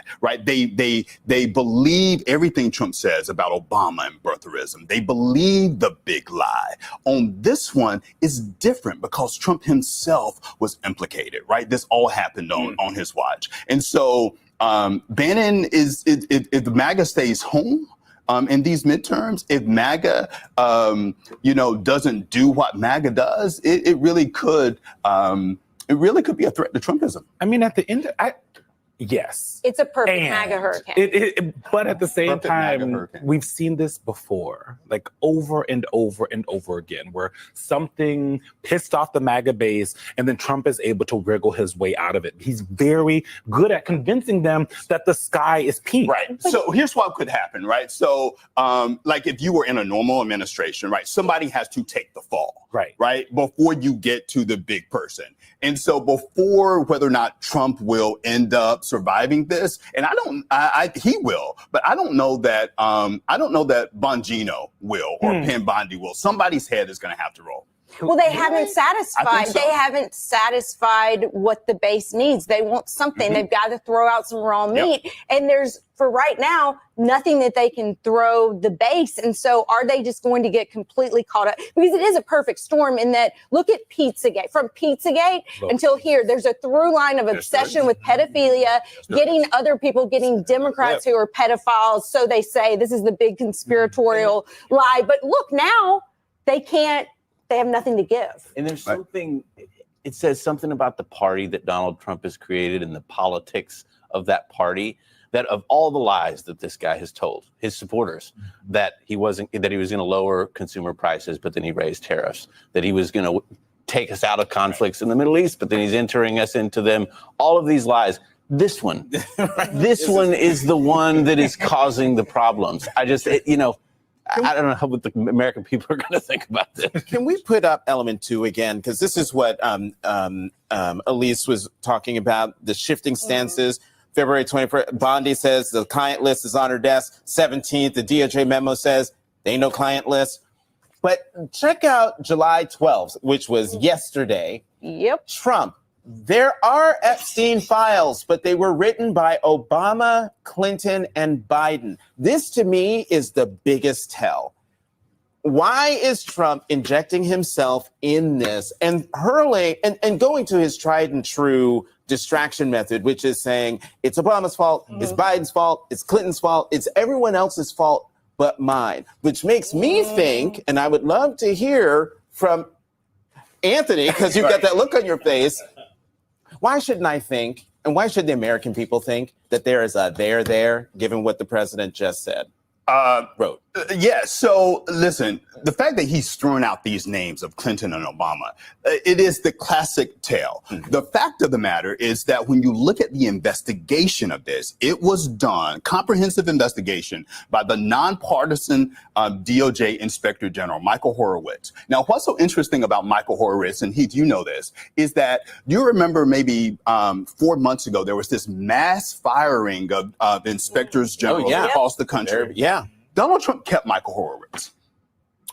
as the Inspector General of the Justice Department. And so if he was so upset about the investigation that Michael Horowitz did, why didn't he fire Michael Horowitz? Ooh, Anthony might have just gotten Michael Horowitz fired. Oh, Michael But Horowitz. good point. Right. Very, very good point. What do you know?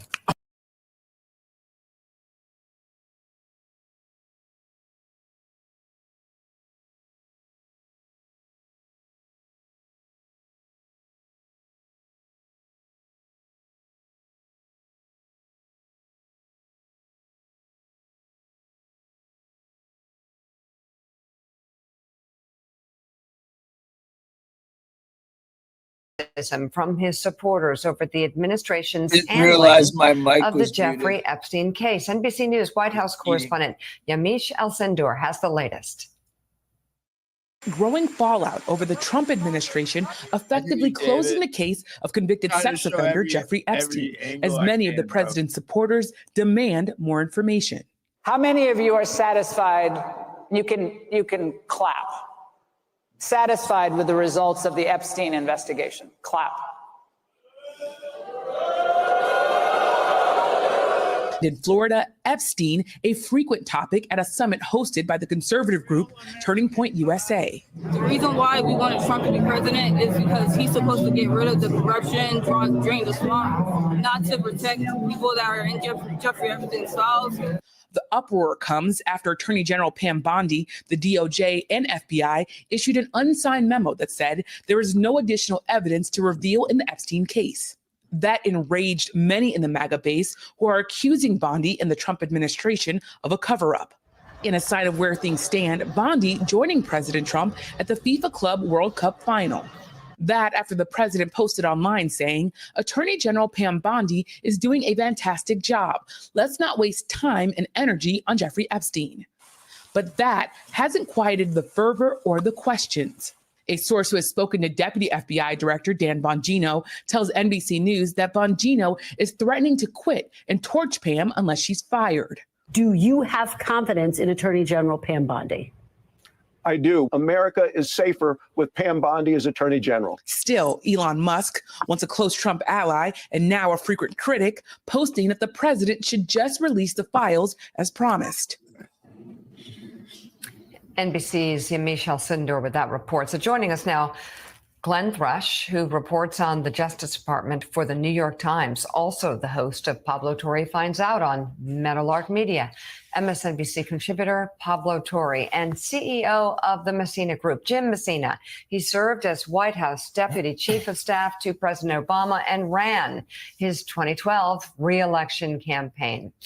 So, Glenn, your latest piece for the New York Times that you co-authored focuses on the controversy surrounding the Trump administration regarding its handling of the Epstein case files. Quote, the blowback over the Epstein case has raged unabated for nearly a week since the Justice Department and FBI released a memo closing the probe and affirming previous findings that Mr. Epstein's death had been a suicide.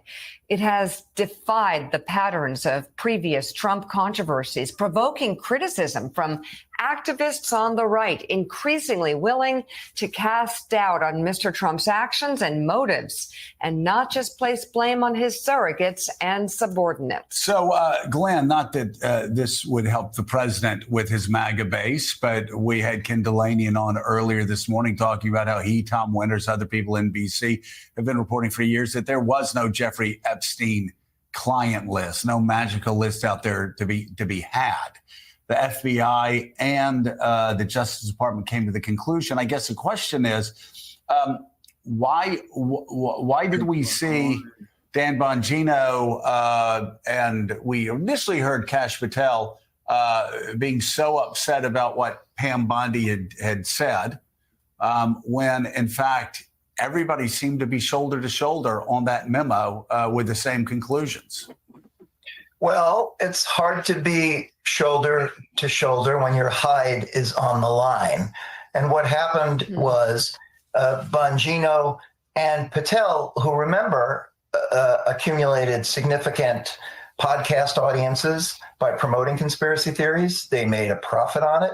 they increased their political capital that got them these jobs in the first place, started to realize that the blowback from the MAGA base was going to hurt their individual standing. And look, this has always been sort of a Mad Max administration.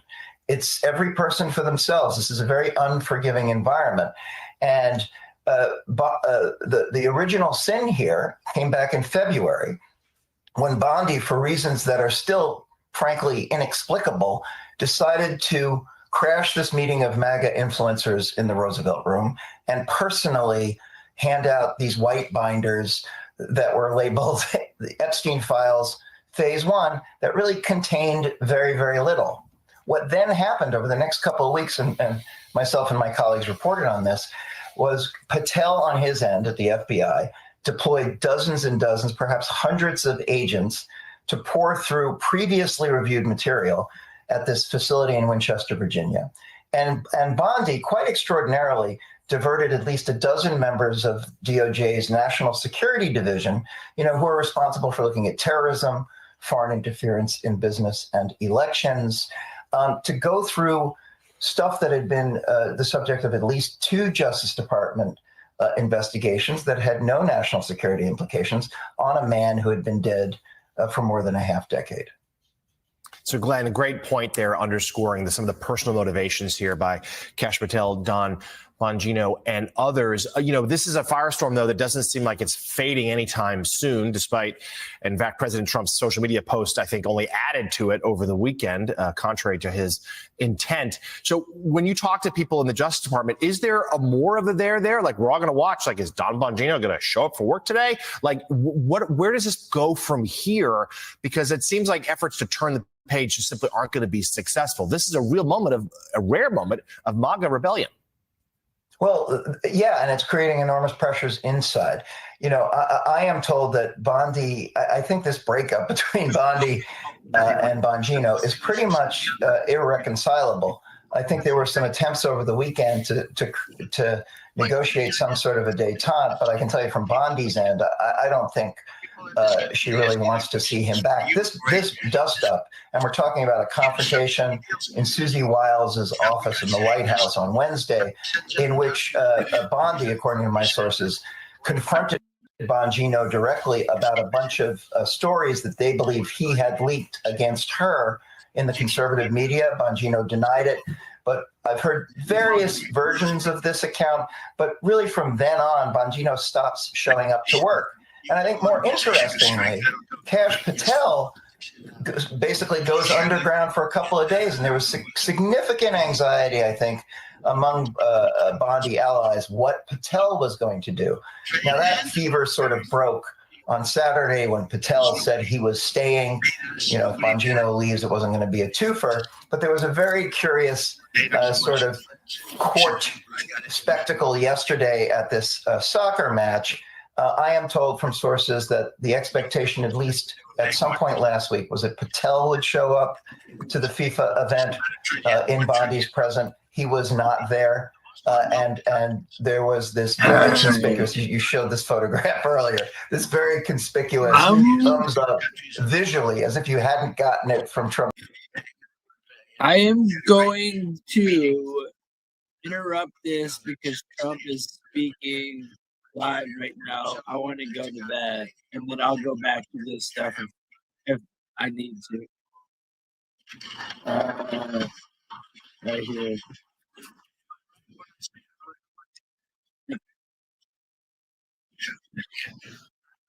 I kind of want to go back.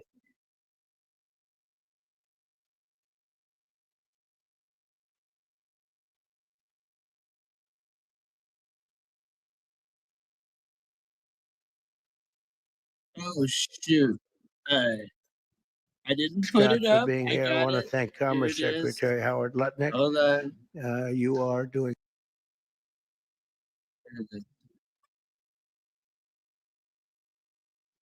Oops, my bad, guys. Good job. I'm gonna go back to the beginning. Because you have great business. Just coming to. What a nice sound that is, isn't it?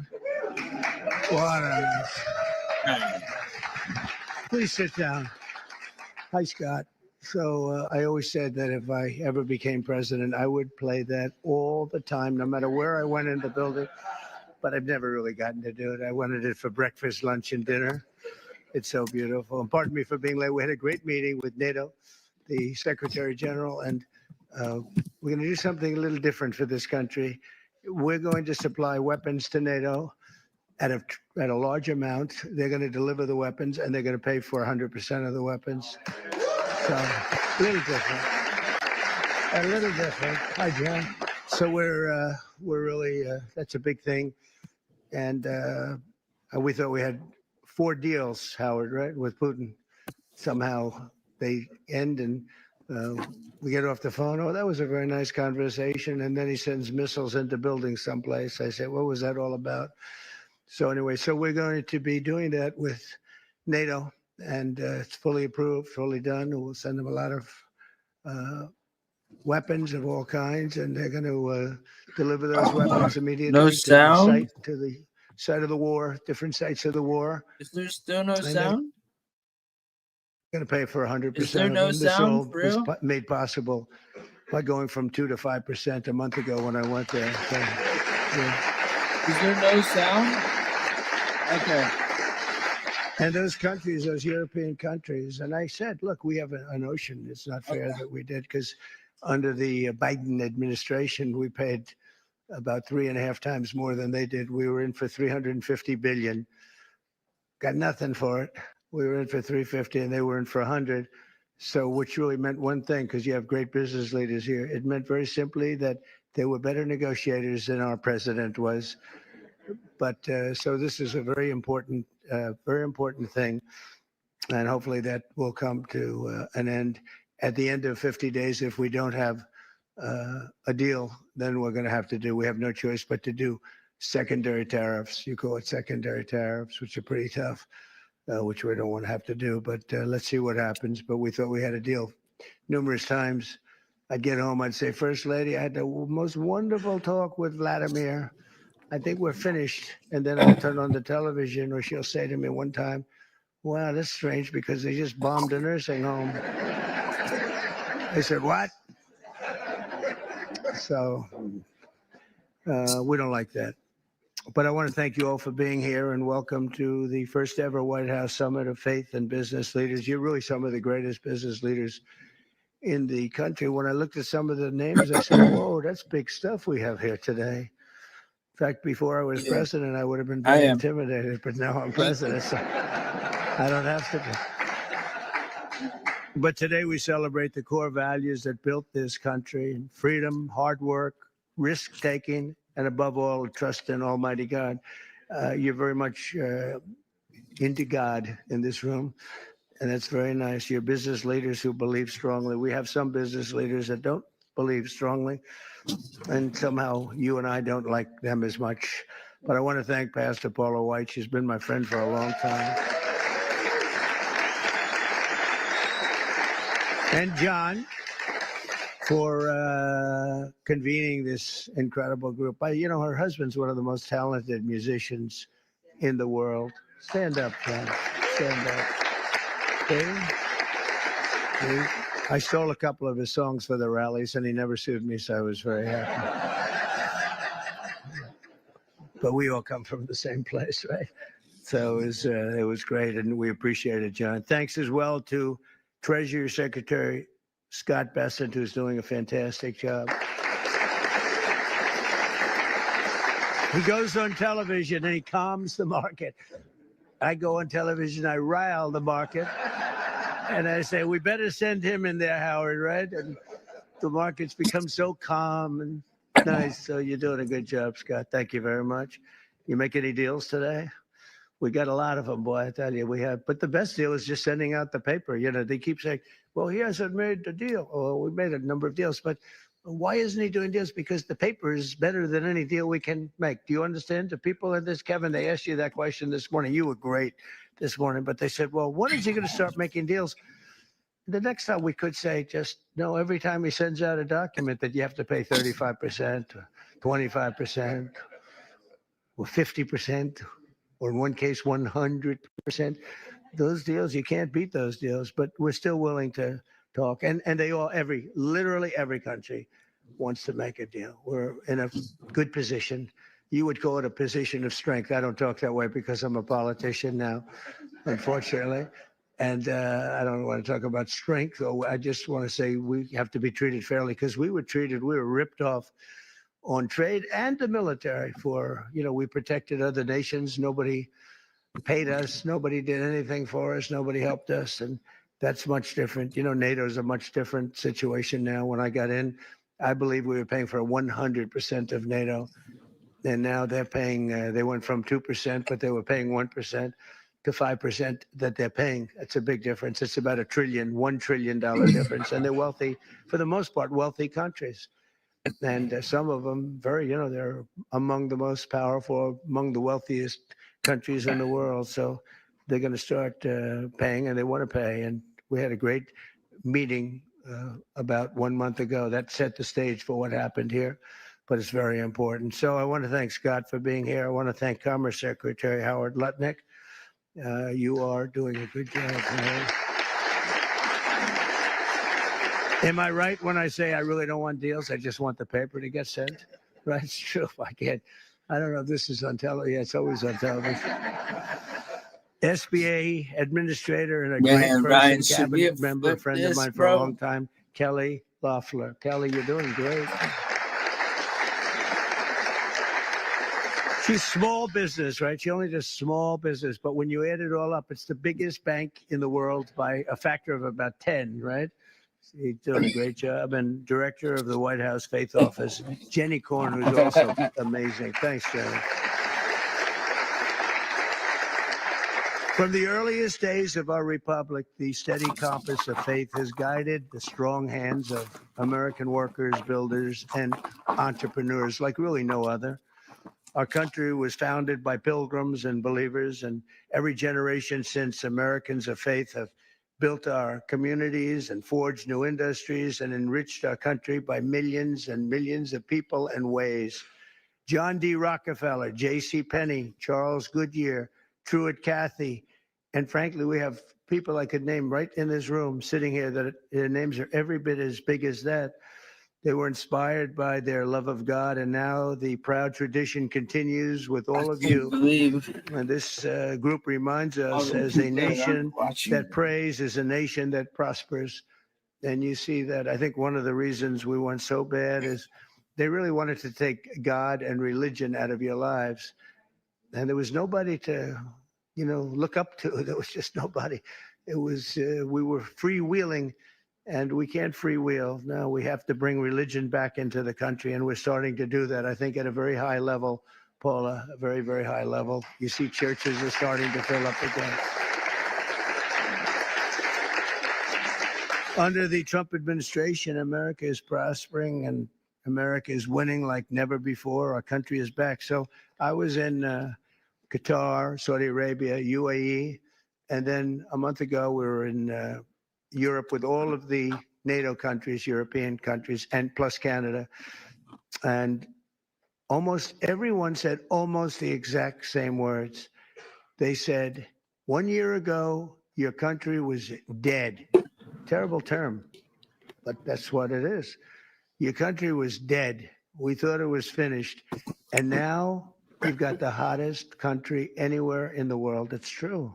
Is the hottest country. Did you see they found $25 billion of essentially profits last night? They said, where did it come from? It came from management, but it came from tariffs.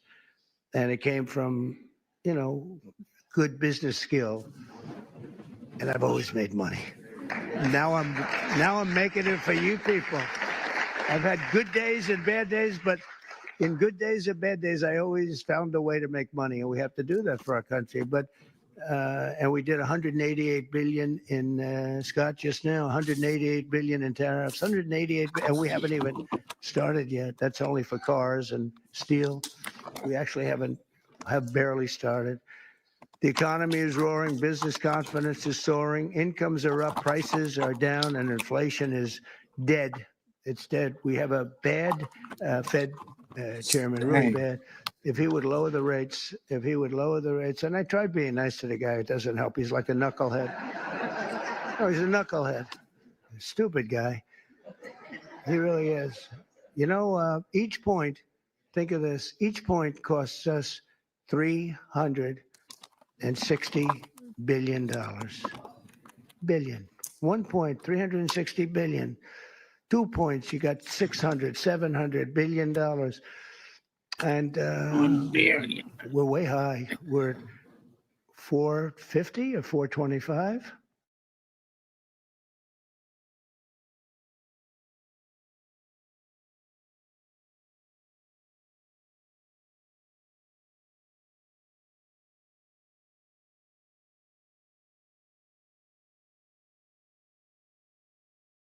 We're doing great. We have no inflation. Think of it.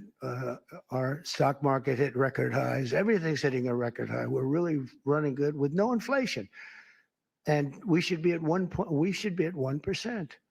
We should be less than 1%. I think Switzerland is the lowest at like 0.5%.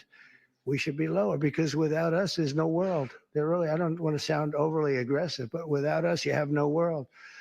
And we've put our country on solid footing. We had a man as president who was the worst administration, worst president in the history of our country. We've had some bad ones, but he's the worst ever. What he did at our border can never be forgotten. 25 million people allowed to pour into our country, all unchecked, unvetted, murderers, gang leaders, gangsters, people that you don't want in our country under any means, terrorists. We have many terrorists in our country, and we're watching them close. Tom Homan, by the way, is doing a phenomenal job. Kristi Noem is doing a phenomenal job. We had last week, it was reported, nobody, not one, even I don't know if I believe that number, but it's done, the numbers are done by liberals. So they said, did you know that? They said we had nobody, zero, cross our border. It's the first time that ever happened. Zero. Did you hear that? But we have people from mental institutions, insane asylums even. That's a mental institution on steroids, essentially. But we had people coming into our country. We can't have them. And we have to get them out. But we can never forgive this administration, this past. And I'm okay with administrations. I mean, I can go through a Democrat administration, say, hey, look, they worked hard, they tried hard. But the things that they did to this country, we can never, ever forget it. From the rigged elections to the border, to the transgender for everybody, from men playing in women's sport. You ever take a look at some of these records? There was a long distance race, a marathon, where they had a great female runner, a number of them, but they had one in particular. And they had just an average male runner who had transitioned. He won the race at the end of the day by 5 hours and 14 minutes. They waited for 5 hours. The weightlifting records are better, though. The weightlifting records are better. You know, the way they took a record that hasn't been broken for 18 years. 18 years. And, you know, they'd add a quarter of an ounce on each side of the barbell. And they'd just a little tiny piece of stuff. She'd go up and she couldn't get it up. And this guy comes along. Have you lifted before? Yes, at a low level. He was a low level lifter as a man, but transitioned. And he goes up to that thing. Bing, bing, bing, bing, bing. Could have done it all day long. Broke the record by 119 pounds. The whole thing is crazy. The swimming records are pretty good, too. You got to see that. I told the story. You had this great group of young ladies, and they grew up with each other because, you know, they sort of swam at the top level. And they were swimming, and one girl was seriously injured. She looked left, and she saw the same girl she grew up with, Kelly, in California. Same girls, you know, that young age, they sort of rise to the top. She looked to the right, she saw the same girls, but there was this giant standing right next to her. And he had transitioned. You probably heard this. He had transitioned. It was inherently. And she never seen her before. And when the race was started, he blew by her so fast that she suffered massive windburn. They had to take her.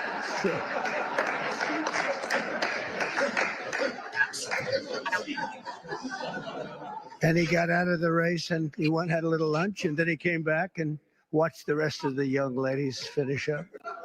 The whole thing is crazy. And it's so demeaning to women. It's so demeaning to women. But it is what it is. But what they did to this country, and we ended all of that, as you probably know. We ended the woke. The woke stuff is no longer in favor. We'll update you. But we're doing fantastically. Wages for blue-collar workers have surged by the most in over 60 years. Gas prices have reached the lowest level in 5 decades. Actually, it's going to be, you're going to see some really good numbers with, drill, baby, drill. Drill, baby, drill. I got to make sure that people can afford to produce the gas. But the gas has gone to the lowest level in decades, and you're seeing $1.99, $1.98, and I saw $1.95 at certain states, not California, because every time it goes down, they add taxes onto. You're at $6, $7. They just add taxes. All they do is they keep adding taxes. Terrible governor, doesn't know what he's doing. He may be a candidate, but if you go by success, you can't have him be a candidate. And on Friday it was announced that the United States Treasury ran a budget surplus. Is that true, Scott? In June, for the first time in many, many decades. Wow. I didn't know that. That's a good one, too. I'm going to have to put that in my repertoire, Scott. But the biggest victory of all came 10 days ago when I signed the one big, beautiful bill into law. Right. And just as I promised, we did something that was amazing. Everybody was against it. I wanted it. I know Scott and Howard liked the idea of it too, but it was very risky because they've never done anything like it in terms of the biggest bill ever passed of its kind ever passed by far. And they were going to cut it into 2, 3, or even as many as 7 bills. And I said, the problem is that in the one big bill, everybody gets something. When you cut it into 7, I'm going to go ahead and 5 of kill. I'm going to go ahead and kill this speech. Seems like nobody's interested in it. I'm going to go ahead and play this. This is Megyn Kelly just exposing the whole Epstein thing. And if that doesn't pick up, then I'll just end it and do another stream later.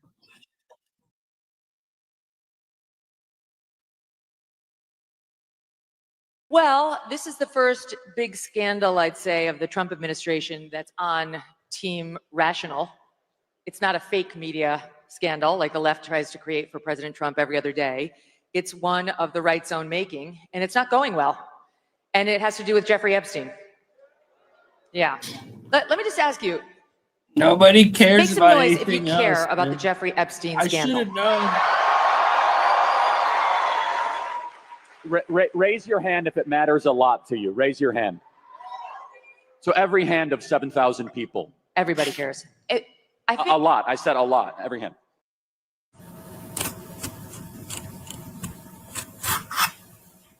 Let's be real. Most people over 40 use ChatGPT like it's Google. Copy, paste, ask a basic question. Here's what I think is happening. I don't think President Trump is focused on this. He's focused on a lot of other things which are going great, and he needs to be focused on those other things. Jeffrey Epstein's not the most important thing on his agenda by any stretch of the imagination. I mean, he's crushing it on the tariffs, foreign policy, just got nominated for the Nobel Peace Prize. If not Trump, then who? Honestly. Barack Obama got the Nobel Peace Prize after 9 months in office. He had done nothing. He gave a nice speech about Muslims and they gave it to him. So President Trump should be getting the Nobel Peace Prize, and there's all sorts of things he's focused on. I just don't think this has captured his attention quite yet. But it needs to, because it's starting to create a real hornet's nest within the administration. And I've got to be honest, I blame Pam Bondi. I'll tell you why, okay? I have nothing, yes, incompetence, yes.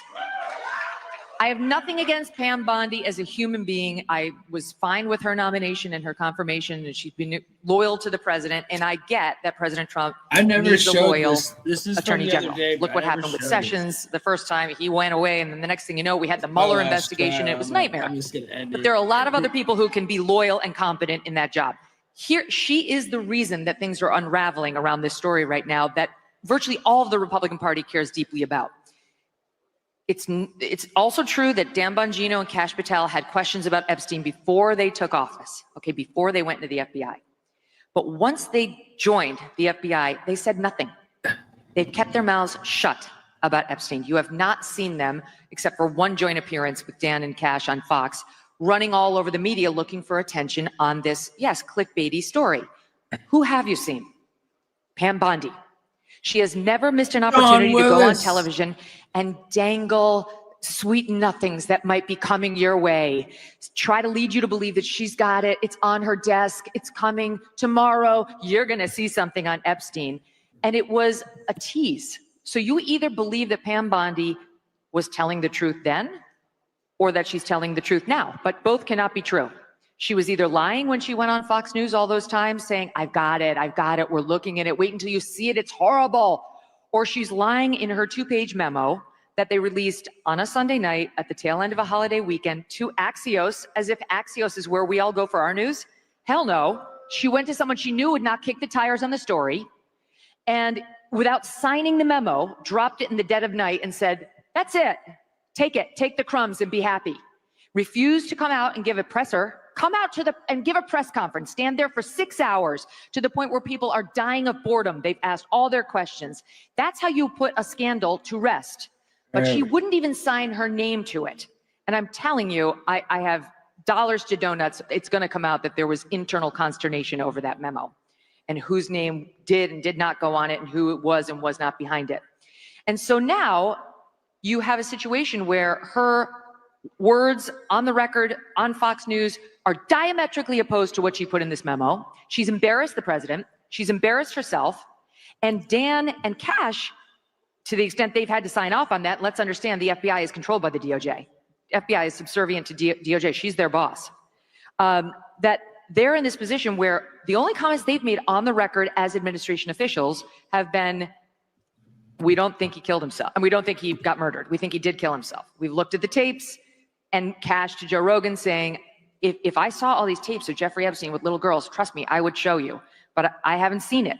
Okay, so what they're saying now is consistent with what they've said since they joined the office, and that is one of the many reasons why this scandal is squarely on her. And I'm telling you, I'm of the cable news universe. I've seen it happen a million times. People get thirsty. If a man took testosterone therapy for 30 days, here is exactly how his body will transform. I don't care. They love to see themselves on television. They love to see their names in the Klieg lights. They love the attention. They love the little emails and texts and tweets and thumbs up they get after their appearance, and they can feel their star rising. And listen, internally, I'm told there's a bit of like a power struggle between Pam Bondi and another female administration official on who's going to be the top dog. You know, we've got a great bench behind President Trump. We've got JD, we've got Marco, you know, we've got Hegseth. We've got a lot of people who could potentially be next up.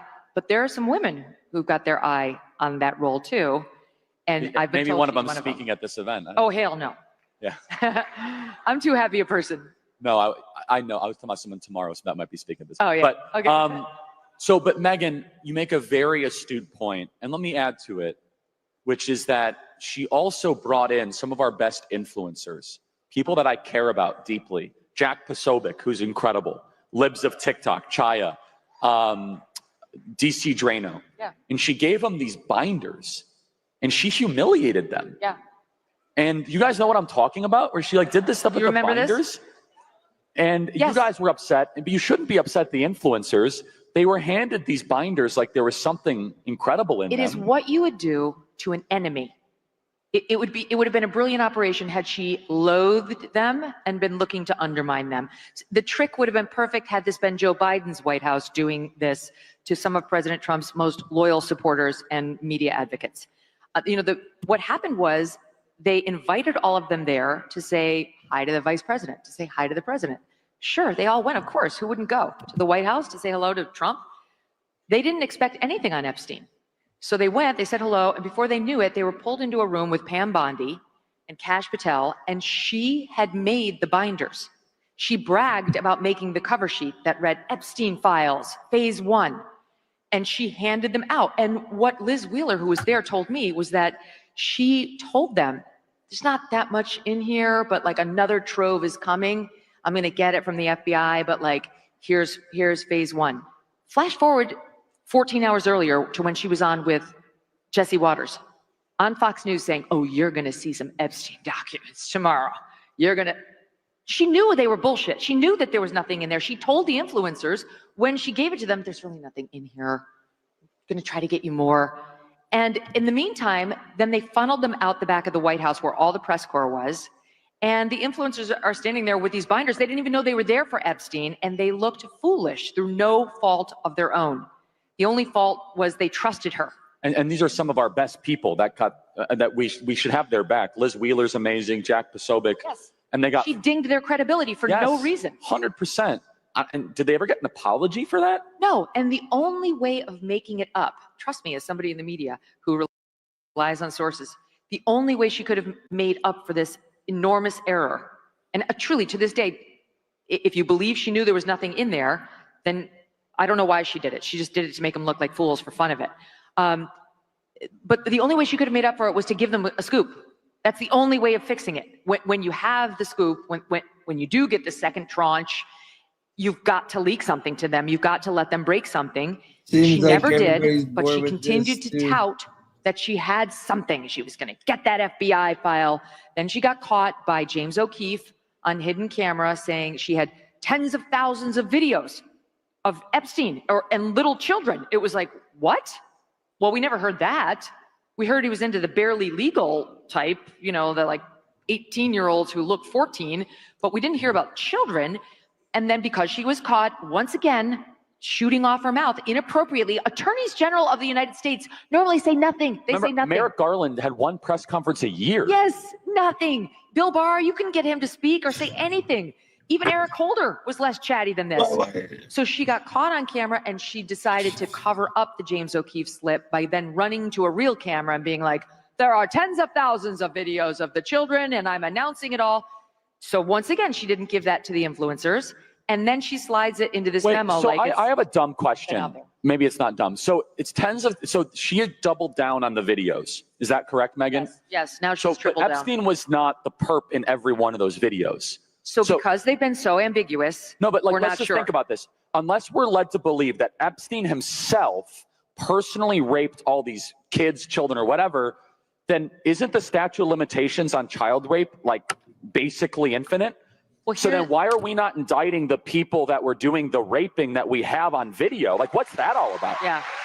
No, you know this better than I do. So Epstein's dead. He's met his hopefully eternal fire where he deserves in the pit of hell.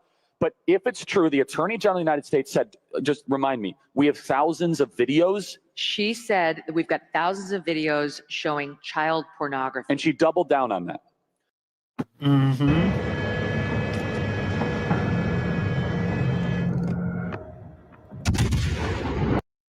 So you have to infer Jeffrey Epstein was not the only person involved in that. Well, no, let me tell you what I've gleaned, but since she's been so ambiguous, take it with a grain of salt, okay? She won't have a presser. She won't give an interview. She won't answer any hard questions. All we get is the unsigned paper memo, 2 pages to Axios, who won't ask any questions.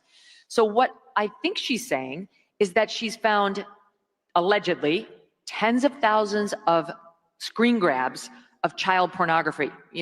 They call it child sexual abuse material now, it's C-SCAN. And that's what she says they found on his hard drives, like he was into this form of porn, like off the internet. But separately, they say he had at least 1,000 victims of his. No, okay, so but 1,000 victims, unless we are to believe he personally was after every one of those victims, there has to be some other bad guys still alive that are powerful that did something to these children. Why are we not impaneling a special prosecutor to find every single one of these powerful people that went after these kids? Like, what?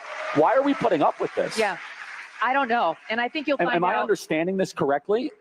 Because I don't even remember. I can't answer that. I don't even know Pam Bondi said that.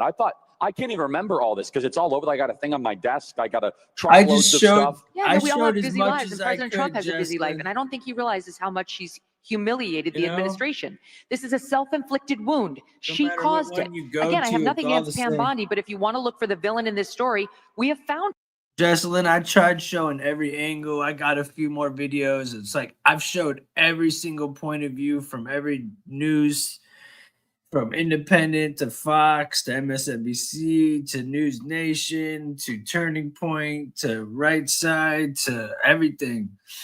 And it all seems to be the same regurgitated information, to be honest. Her. I mean, she is the person who's she's either lying now or she was lying then. There's no two ways about it. And if you accept within the memo that they don't have the goods on anybody, there's no one who can be indicted, they didn't find a trove of info on other people, then why was she trying to titillate us over a child sexual abuse case for months? She was on the air repeatedly in February, in March, again in May. It's completely inappropriate. You don't play cutesy with child sexual abuse material. So Megyn, I don't mean to interrupt. I mean, first of all, you're totally right, but you know the media, you know, you've been around the space of like hyper ambitious women. What is this? Analyze her for us. Well, I think she wants to make a name for herself. What she really wants to be is a star. That's what I think she wants. That's why she runs to the cameras on Fox News. There's no other reason. Look back at the attorneys general. Seriously, do you ever remember knowing an attorney general like this? Or like even having the attorney general's voice in your head? I can barely remember Merrick Garland's weird little nasally voice, but I mean, it's in there. But the average person couldn't pick him out of a lineup because normally attorneys general are somber, serious people who are fairly annoying, but they're schooled in the law. Pam Bondi has one trait, and I think it's why Trump chose her. She's loyal to the president. And I get it, he does need somebody loyal, especially in that position. But he has a wealth of other options. Well, I mean, I think Judge Jeanine is amazing. Do we like Judge Jeanine? Everything I like Judge Jeanine. Judge Jeanine would be brilliant. Harmeet Dillon would be brilliant. So you're calling for Pam Bondi to resign or to go, but can you please tell people the breaking news? According to reports that you have verified, Kash Patel and Dan Bongino will resign if what does not happen? If she doesn't go. So I only have it on Bongino. It's all over X though. No, I know, but let me just tell you what my reporting is. Bongino, it's Bongino or Bondi. He's not. Who would you guys prefer, Bongino or Bonnie? Okay, 7,000 to 0. They want Dan. Of course, Dan. You know why? Because Dan understands MAGA. Dan's part of the MAGA movement. Dan's been an important piece of it and a mouthpiece for like really important ideas and an advocate and a fierce warrior. He's been in the trenches. I mean, with all due respect to Pam Bondi, she's been in Florida. She represented the president. It's nice, but do you think she really gets MAGA? I don't think so. She wouldn't have behaved this way if she did. And now it's a time for choosing. It's a time for choosing. We're about to lose Dan for sure, and maybe Kash too, if she doesn't go. Now she's got some allies. I mean, I think Susie Wiles is close with her, and Susie Wiles is amazing. And look, there's not that many like powerful women in the administration. Maybe she wants to keep her. She's from Florida. Susie Wiles from Florida. Trump lives in Florida. But this has gone well beyond this. Like this could actually cost Trump in the midterms. We need to make a smart choice right now. We can't lose any of the MAGA base. And let me just also reiterate this. And by no means did I want our very big student action summit to talk about Epstein, the entire, like of all the things. I'm not like Epstein obsessed. Some people, their YouTube channel, it's all they talk about. I think that the fact that young people can't afford homes is something we should talk about a lot more than these things endlessly, but this matters a lot. And so from a media standpoint, Megyn, you know the media better than anybody else. You've been in the media, you've been outside the media. What's the Sunday night thing?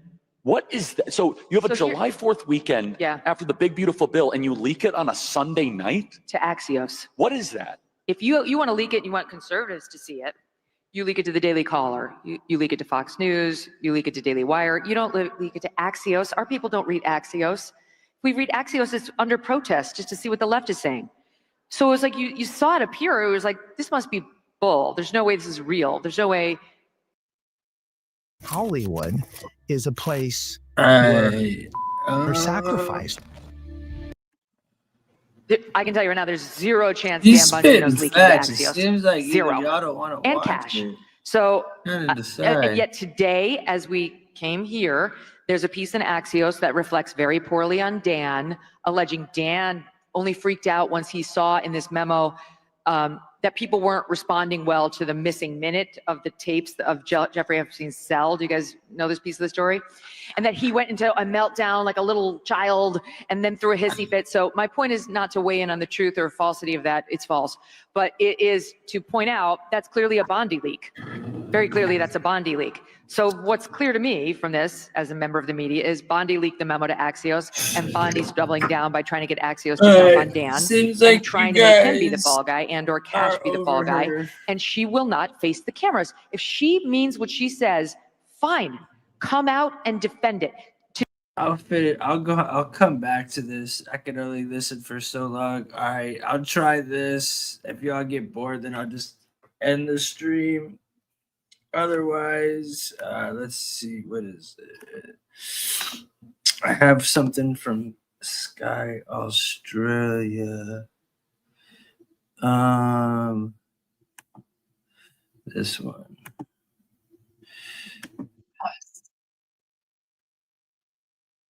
Society Foundation has funneled $37 million to the working family.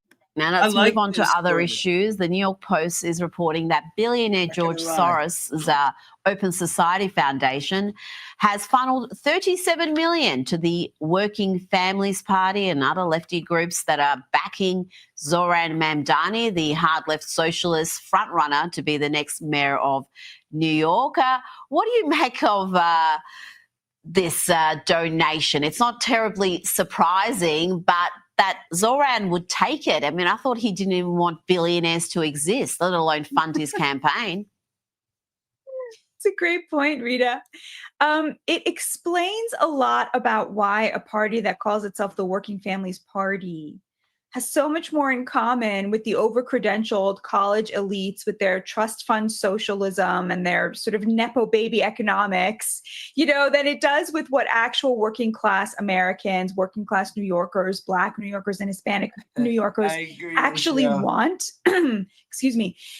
You have this sort of cultural divide in which working class people want good jobs that pay well, and the elites want a surf cast of illegals to do all the work and themselves to get free things like, free rent and free groceries and free buses and so forth, so that they could stay at home and make podcasts.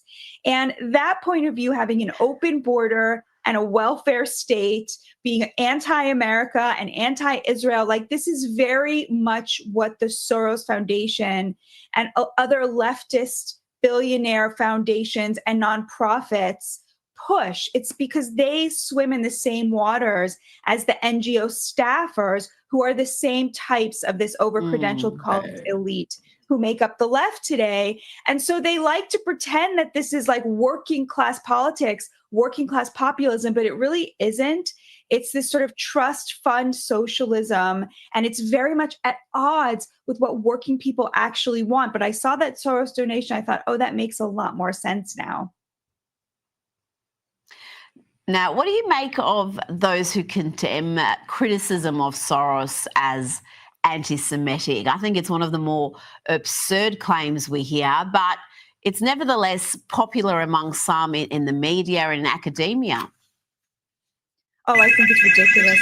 I mean, if you're sitting there and you're going to give me a list of all of the people you think are the enemies of your country, and it's 5 people or 5 billionaires and they're all Jews, I might start to think, okay, I mean, this person might have a problem with Jews. But one person, of course it's not. He is actually representative of very anti-nation state, anti-democratic policies. He believes explicitly in open borders. He's very clear about that. So to say that it's anti-Semitic to criticize him is absolutely absurd. He's taken a very unpopular position, and the fact of his lineage, his ethnicity, should not be able to shield him from criticism. That's just as racist as saying that you should criticize him because he's Jewish. So I think that that's nonsense.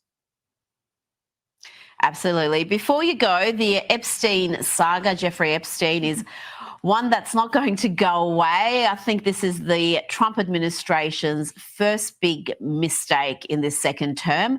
I want to play you a clip of former Trump lawyer Alan Dershowitz. saying he knows there's a list. I know for a fact documents are being suppressed, and they're being suppressed to protect individuals. I know the names of the individuals. I know why they're being suppressed.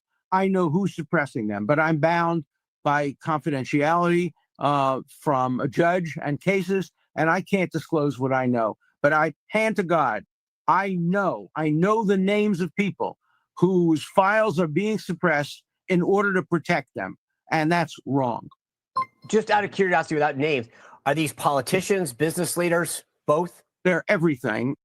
Tia, can Donald Trump leave this issue unresolved? It's clearly not a priority for him. It seems to be an irritation, but it's certainly an issue that the base wants properly addressed. This seems like a cover-up. I have to say I'm with the president on this. I don't know why people are so obsessed with this story.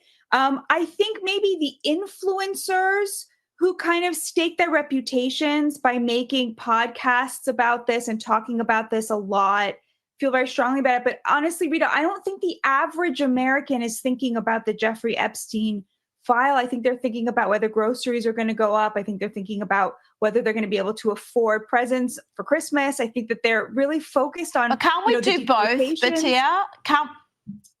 Can't we do both? Can't we address those big issues like inflation, cost of living, the border crisis, but also try to get to the bottom of what rich and very influential people were benefiting from the sex trafficking that was happening? It seems like the swamp is still in effect, and if you're rich enough, if you are well connected enough, you can get away with the most hideous of crimes.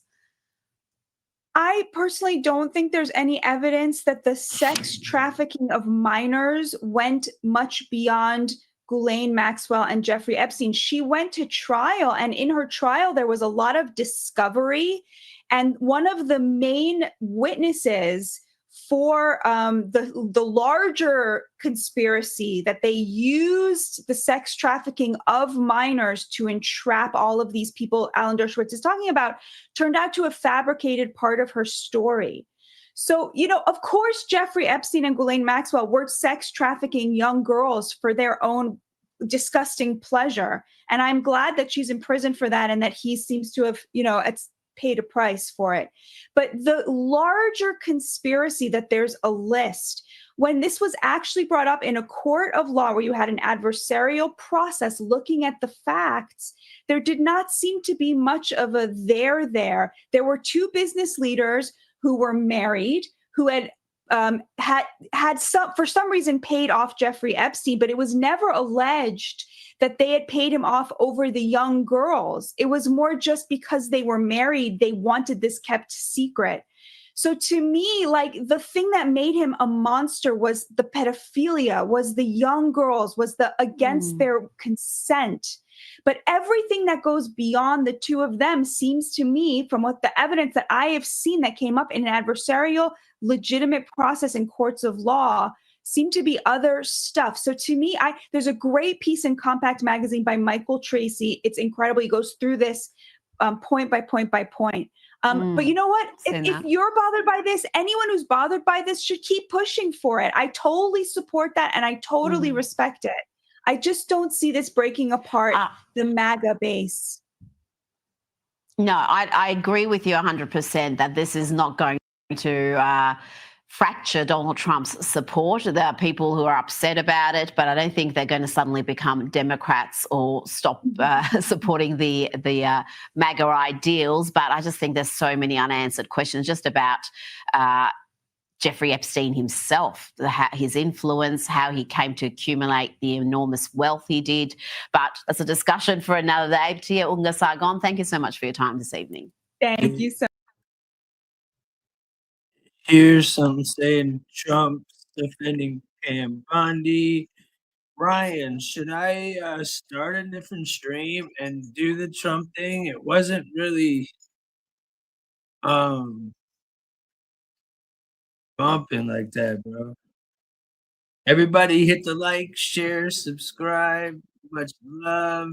Where the hell is my video? Sorry, guys. There's my anyway.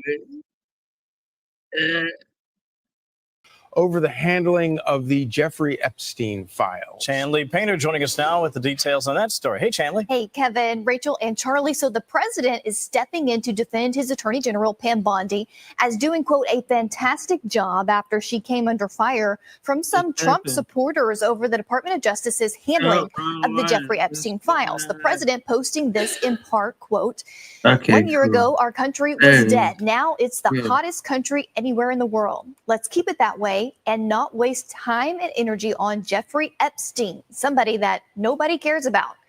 The president's post coming after some Trump supporters criticized Bondi or even called for her resignation after the DOJ and the FBI on Sunday released a joint 2-page statement on the Epstein case that concluded there was no celebrity client list, naming those who allegedly took part in Epstein's history as a sexual predator.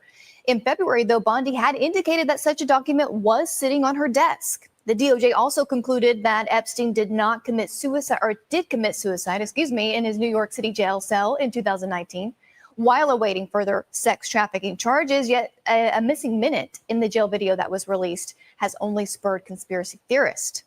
FBI Deputy Director Dan Bongino reportedly clashed with Bondi over her handling of the Epstein matter last week and has told confidants that he may actually resign if Bondi remains in her post. Guys, we shall see. Thank you, Chanley. Thanks, Chanley.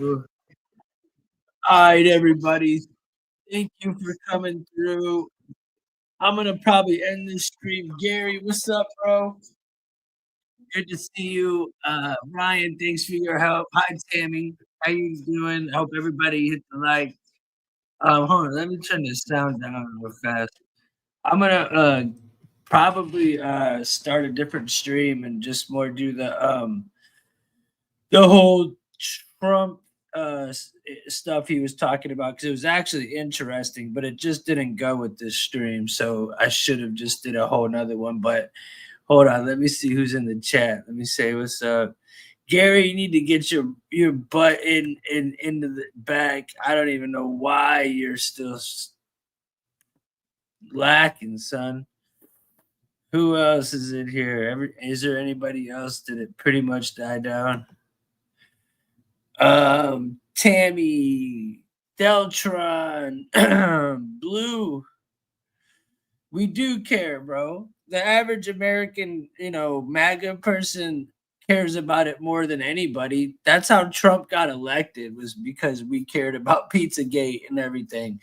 Now all of a sudden these people care. I question why, to be honest. I question why, like, people all of a sudden bringing this up. It's just funny. Like, there's all these kids missing in Texas, and now we're just talking about some old stuff.